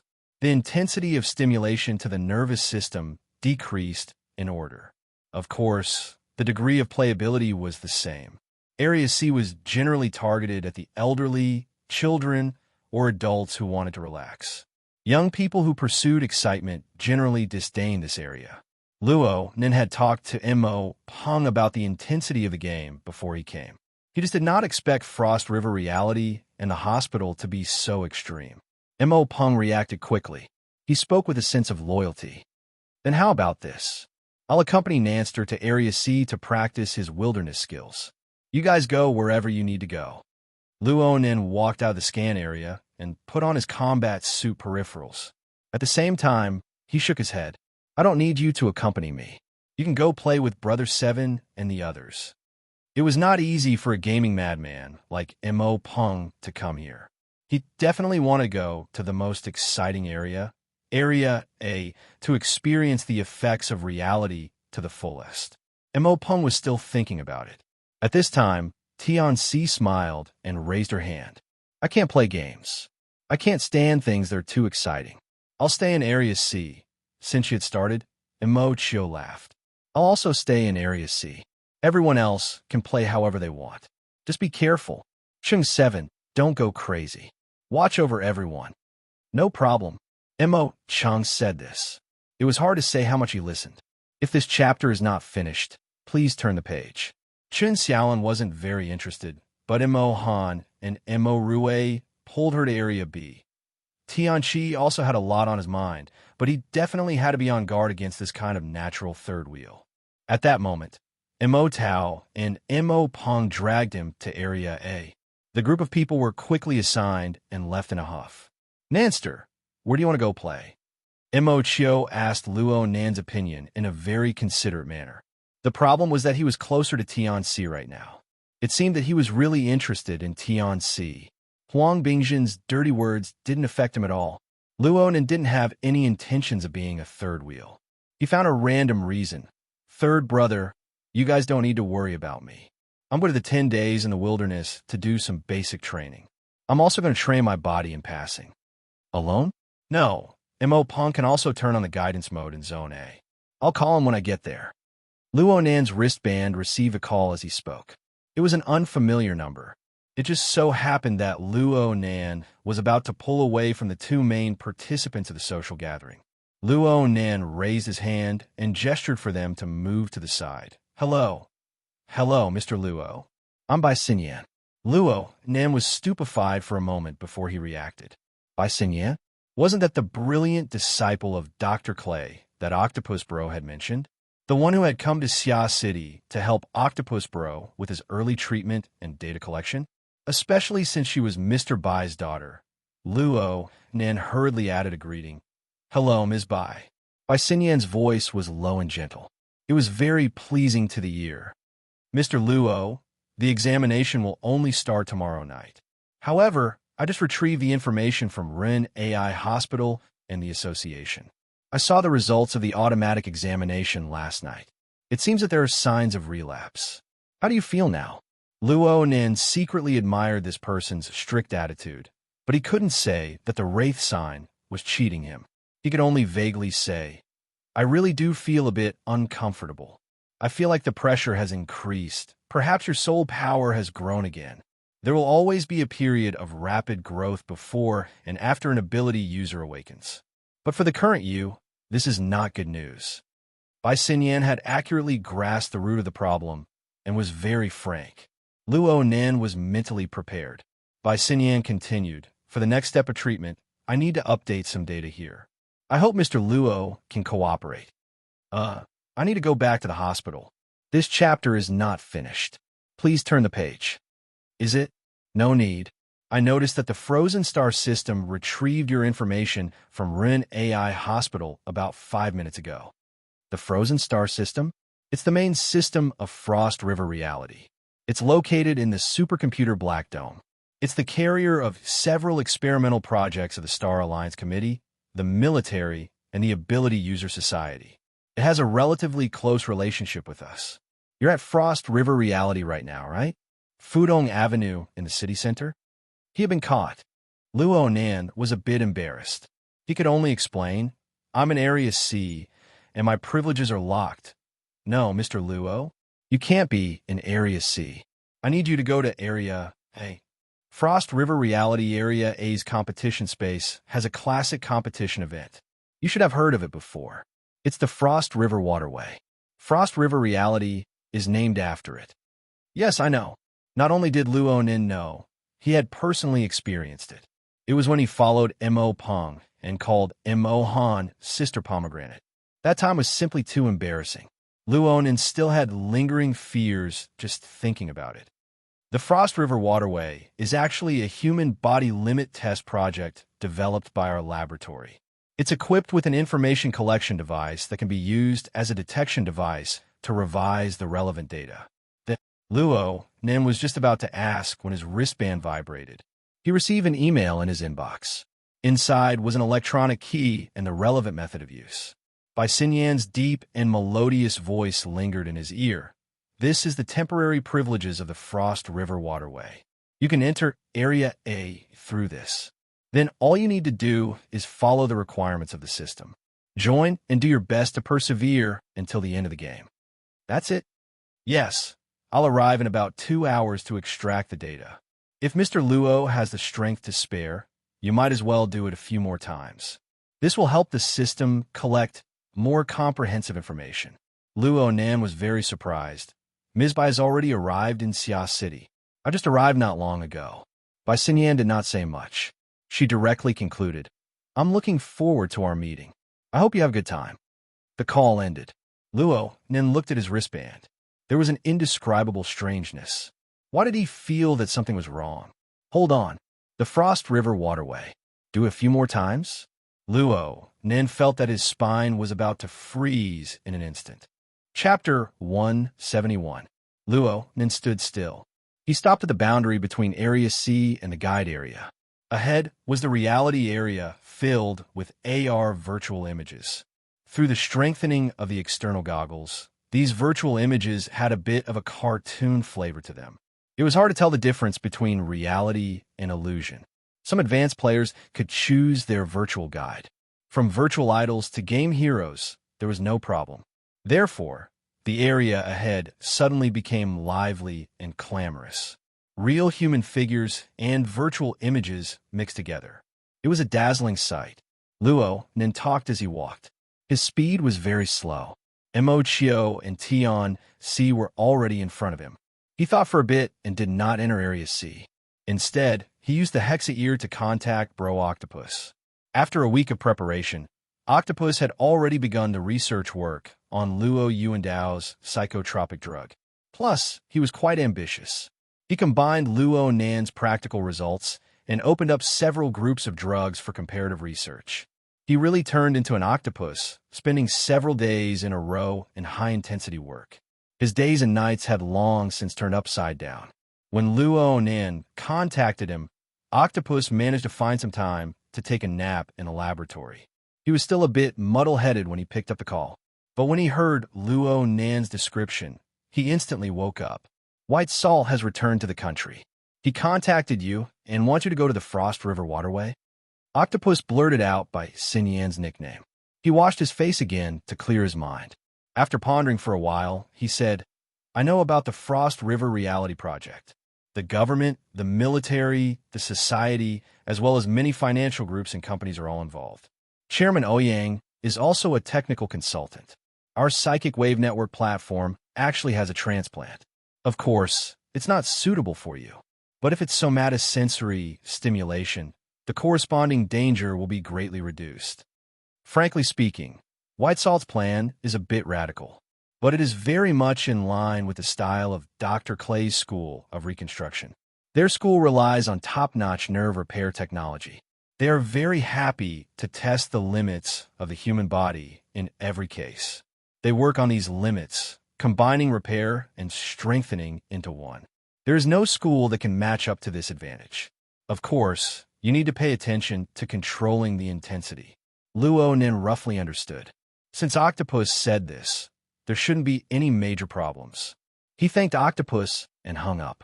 He decided to follow Bai Xinyan's instructions. If this chapter is not finished, please turn the page. Following that, he followed the instructions on the key email and loaded the electronic key into his social authority system. He obtained temporary authority and connected to the Frozen Star system. Soon, the system guidance arrived.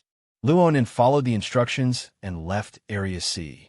He took the special elevator to the 3rd floor of Frost River Reality. The elevator door opened, and 2 ushers dressed as female Starship soldiers said at the same time, Welcome, sir. The 2 guides saw Luo Nan, who had the face of a student, standing in the elevator car, wearing eye-catching restricted peripherals. The latter half of the guide's speech was a mess. Luo Nan was able to confirm that the 2 guides were real people and not virtual images. He nodded in response and walked out of the elevator. It was completely different from the bustling scene below. Upon entering the 3rd floor, it was extremely quiet. The gloomy black light and the dense light spots at the top formed a miniature starry sky environment. It was as if even breathing could be heard. Luo Nin could also feel that his arrival seemed to have caused trouble for the two guides, but he couldn't always explain. "I'm just here for a physical examination." He could only feign ignorance and politely ask for relevant information according to the system notification. "I want to go to Frost River number 3. How do I get there?" The two guides, one with long hair and the other with short hair, were both charming and pleasant. The two exchanged a few glances when faced with Luo Nan's question. Only then did the short-haired guide speak. "Sir, Frost River number 3 is an independent area. Can we confirm your corresponding authority?" Okay."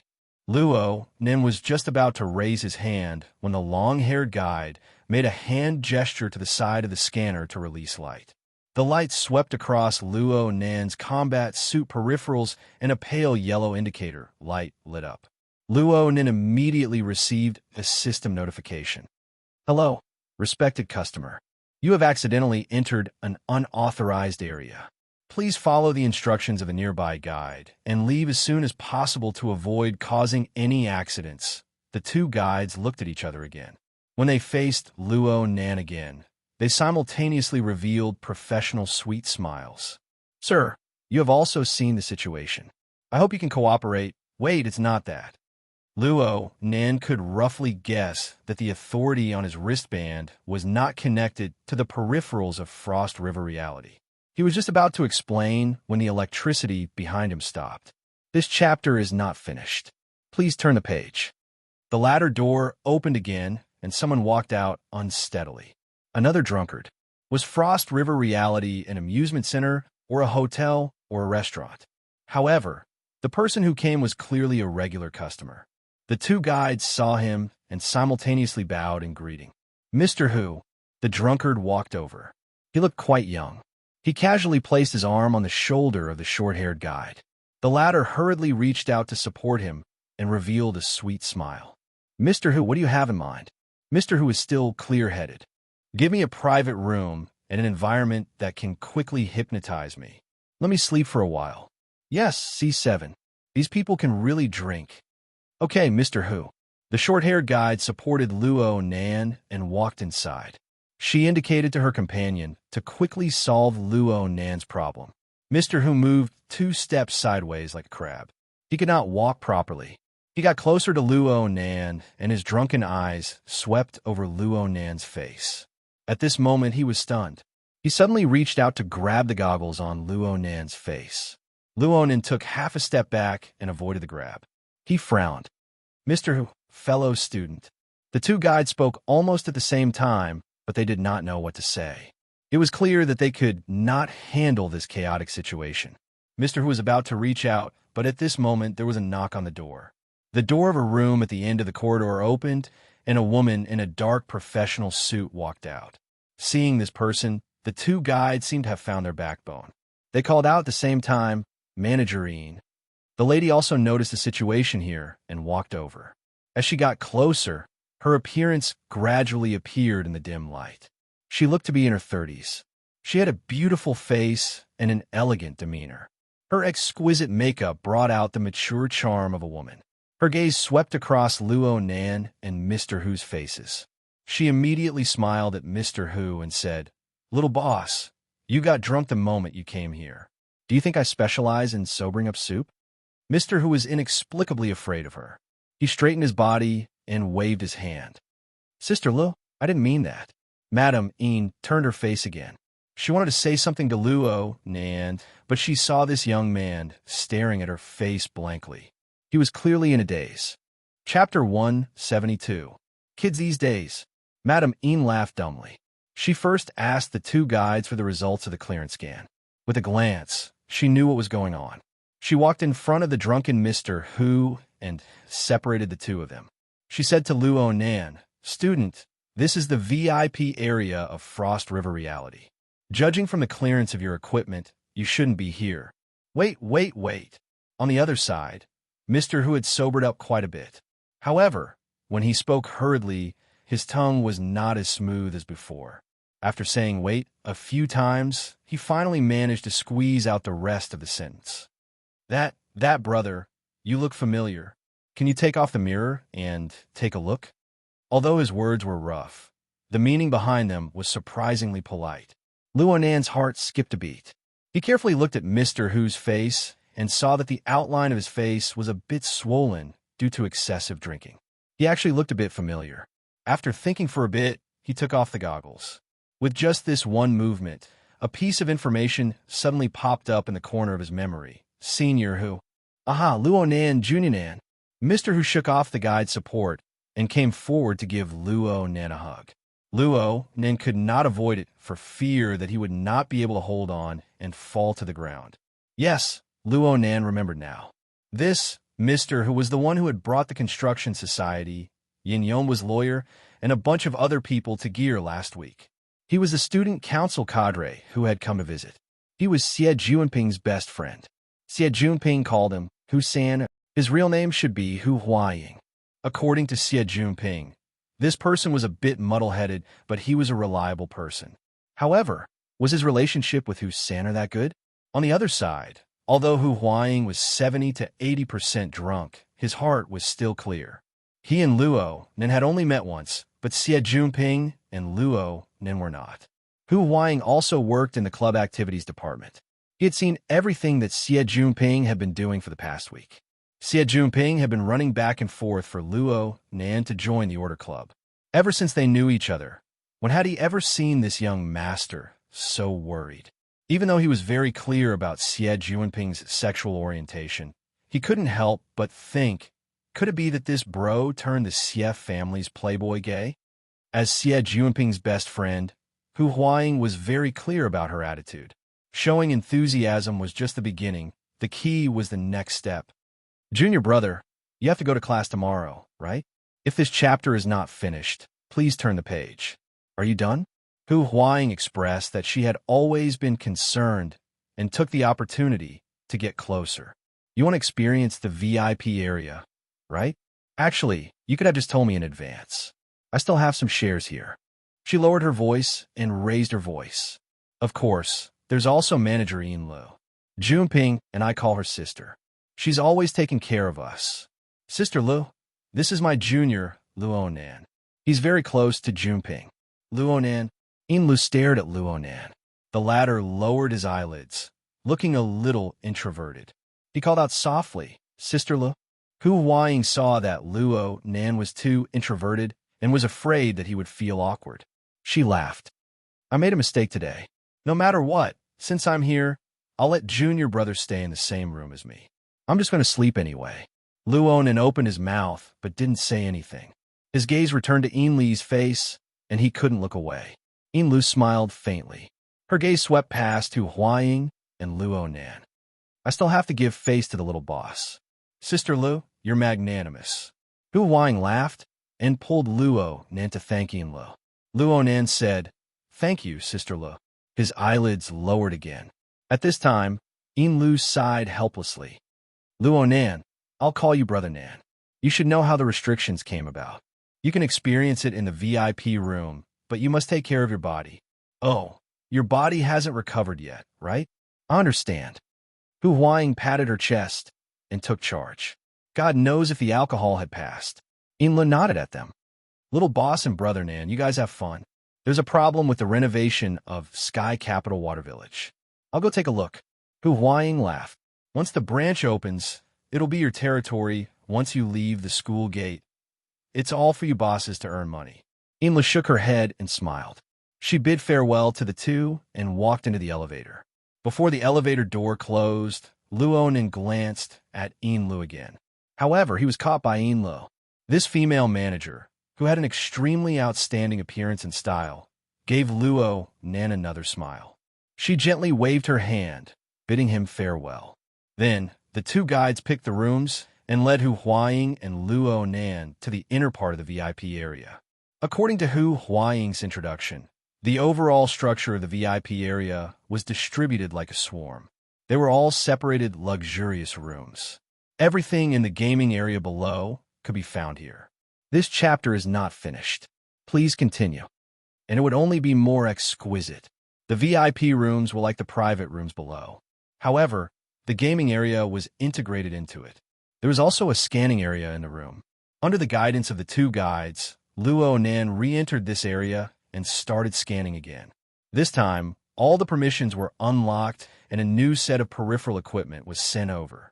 The two guides had gone through professional training. They stepped forward and helped Luo Nan put on the combat suit and take care of the equipment. Ever since Luo Nan could remember, he had never received the treatment of having someone help him dress. Frankly speaking, there was an indescribable comfort when four delicate hands touched his body, be it physiology or psychology. He was even a bit embarrassed. This time, there was no trace of acting involved. Hu Huaying was overjoyed. She kept egging Luo Nan on, wanting to see the world in chaos. The short-haired guide was very courageous. She saw that Luo Nan really did not have much experience. He was a standard rookie, so she deliberately reached out to touch his chest and teased him. "Your acting is quite good. You even called yourself Frost River number 3. You scared us." Luo Nan's heart skipped a beat. He whispered in a hoarse voice, "Can you not tell Manager Ian about this? It's embarrassing." We're not that talkative. As she spoke, the short-haired guide seemed to have thought of something. She turned her head and muttered to her companion. The two of them tried hard to hold back their laughter, but they were not very successful. Little did they know that they could not hide anything from Luo Nan's mental senses. The short-haired guide said, "This kid definitely has a maternal complex." When he looked at Manager Ian, his eyes were glued to her. What could Luo Nan say? He could only pretend that he did not know. It was fine as long as these two people agreed to his request. The problem was that the two guides were not the only ones who thought this way. Hu Huaying was the same. She leaned on Luo Nan's shoulder with the help of alcohol. "Junior Nan, that Sister Lu is beautiful but not easy to mess with. Don't get hot-headed or you'll be embarrassed in the future." What the hell was going on? Luo Nan was speechless for a moment. The real reason he paid attention to Ian Lu was actually very simple. They had met before. However, it was through the Wraith Sign's perspective. At that time, Ian Lu appeared at the Blood Flame Order's sacrificial activities as a deputy First Ablatum. She was fully deserving of being a high-ranking member of the Order. Frost River Reality was worthy of being a cooperative project between the government, the military, and the society. Now, even the Order wanted to get involved. He just did not know if the major shareholders knew about the identity of a sensitive person like Ian Lu. Or was it just a coincidence? Chapter 173. Hu Huaying was still chattering away. Sister Lu is a talent in both technology and management. She was poached by the company at a high price. Apparently, she has a very powerful background. It's not like no one has tried to get her before, but they all ended up in disgrace. Luo Nan could more or less obtain some information about Ian Lu from Hu Huaying's chatter. This was in contrast to what he learned from the Wraith Sign. However, Hu Huaying quickly diverted the topic. She was eager to bring Luo Nan to experience the relatively easy-to-get kind of experience. Luo Nan's response to this was to wear a special tactical helmet peripheral to block out all of the outside world's messy information. The default option of the tactical helmet was augmented reality. The interior of the VIP arena room was designed to look like a starship. Coupled with a bit of AR technology, it was a pretty good immersive experience. However, Luo Nan soon lost his cool. The tactical helmet was gradually affecting his 5 senses to help him further enhance the experience. However, it was precisely this influence that stimulated Luo Nan's mental senses. Under the circumstances where his 5 senses were confused, his all-encompassing senses began to take over everything. Illusory and real scenes intertwined. In the end, the real side still prevailed. Under the clairvoyance of his mental senses, the light and shadow effects were revealed one by one. There was no longer any reality to speak of. Luo Nan felt a bit helpless. This was an unexpected trouble. If this trend continued, he would probably be cut off from virtual reality in the future. Hu Huaying and the two guides were absolutely unable to understand Luo Nan's feelings. After routinely asking a few questions about his impressions, they quietly retreated to avoid disturbing Luo Nan's immersion experience. They each did their own thing. Little did they know that Luo Nan's mental senses gave him a better understanding of their actions. The long-haired guide retreated first. The short-haired guide flirted with Hu Huaying for a while before leaving with a smile on her face. Hu Huaying's anger was ignited. It was not appropriate for her to be presumptuous beside Luo Nan. She could only laugh and curse as she went to the resting area to find a place to sleep. However, he soon received a call. It was probably one of his friends urging him to hurry up. After refusing twice, he could only helplessly get up and quietly leave the room. Just like that, Luo Nan was the only one left in the entire VIP room to carry out his boring attempts. After a few tries, he finally lost all his patience. He took off the tactical helmet and walked out of the high-class, fully enclosed maglev cabin. He was lost in thought. This situation wasn't right. If it was only for normal people to use, it would be fine, but from Bai Xinyan and Brother Octopus. If this chapter is not finished, please turn the page. It was obvious that the association was involved in this project. There were a lot of mentally enhanced people like him in the association. If they all had this kind of out-of-character experience, then wouldn't the Frost River waterway become a joke? Luo Nan discovered that he might have taken a wrong path when he thought about this logic. He hurriedly looked down at his wristband and found the details of temporary privileges in the social privileges section. He then waved his hand. As expected, the system guidance with temporary authority had yet to end. It was still reminding him of the relevant location, and the target was still Frost River number 3. He should have realized it a long time ago. The authority Bai Xinyan gave him was clearly not compatible with a local reality system. They might not even be on the same data chain. You should have told me then. But that deputy officiant is at the side. Am I thinking too much? Luo Nan felt that he had done quite a few unnecessary things just now. When all was said and done, he lacked social experience, and his vigilance was too strong. Sometimes he made things complicated. He thought about how he had asked the two guides to keep it a secret not too long ago. Now that he had to ask them for help, it was inevitable that he would be embarrassed again. Luo Nan could not go back to the past. He could only shake his head and walk out with his tactical helmet between his legs. Just as he walked out the door, he remembered that there was actually a call service in the VIP room. He rolled his eyes at the sky. But at this time, the system guidance on his wristband came. It showed that the Frost River number 3 he had been searching for a long time had entered the signal link range. Do you want to activate it? Luo Nan was dumbfounded. Then he chose yes. There was a soft sound. The door of a room in front of Luo Nan opened automatically. It was originally pitch black inside, but then the lights automatically lit up. Luo Nan walked over. After he entered, the door closed automatically, isolating the inside from the outside. He felt quite emotional for a moment. He had originally come to examine his body openly. How did he end up doing it sneakily in a moment of carelessness? When the door closed, his wristband clearly vibrated, realizing the data link. The system guidance was fully activated. A very classic virtual image of a female. In any case, it was the type that Luo Nan found familiar. It was projected before his eyes. Hello, Explorer Luo Nan. Welcome to a brand new adventure. I am your guide, Nina. According to the rules of the adventure manual, please enter the scanning area and equip yourself with the appropriate equipment. The scene guidance started just like that.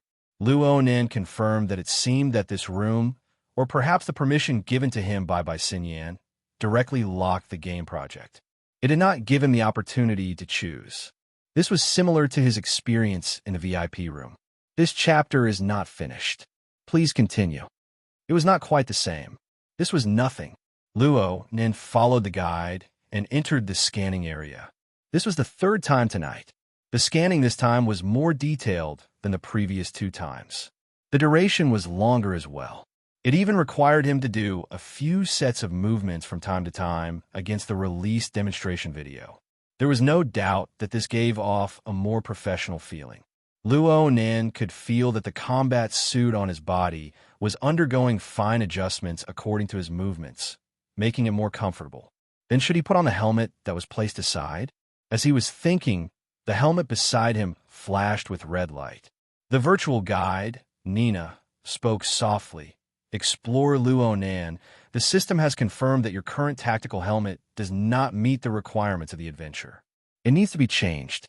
Please follow the guide and perform data binding on the new helmet. At the same time, the automatic mechanical platform turned around and presented a new tactical helmet to Luo Nan. Luo Nan took it and scanned it. It seemed to be no different from the previous one just by looking at its appearance. He shook his head and put on the new helmet. But the following interface made him a bit surprised. The interface was pitch black. There was only a silver-white dot of light in front of him. The system guidance asked him to focus his attention on the dot of light. Luo Nan naturally did as he was told. Next, the dot of light split up. 1 became 2, 2 became 4, and they spread out to the two sides.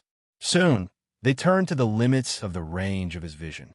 But the system guidance still asked him to lock onto the additional dot of light. If it was a normal person, they would probably be stupefied. But for Luo Nan, who had grasped all-encompassing mental senses, it could not be any easier. Very naturally, he entered the level of mental senses from the basic visual senses.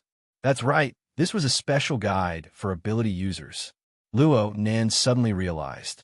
The dot of light split up into 360 dots.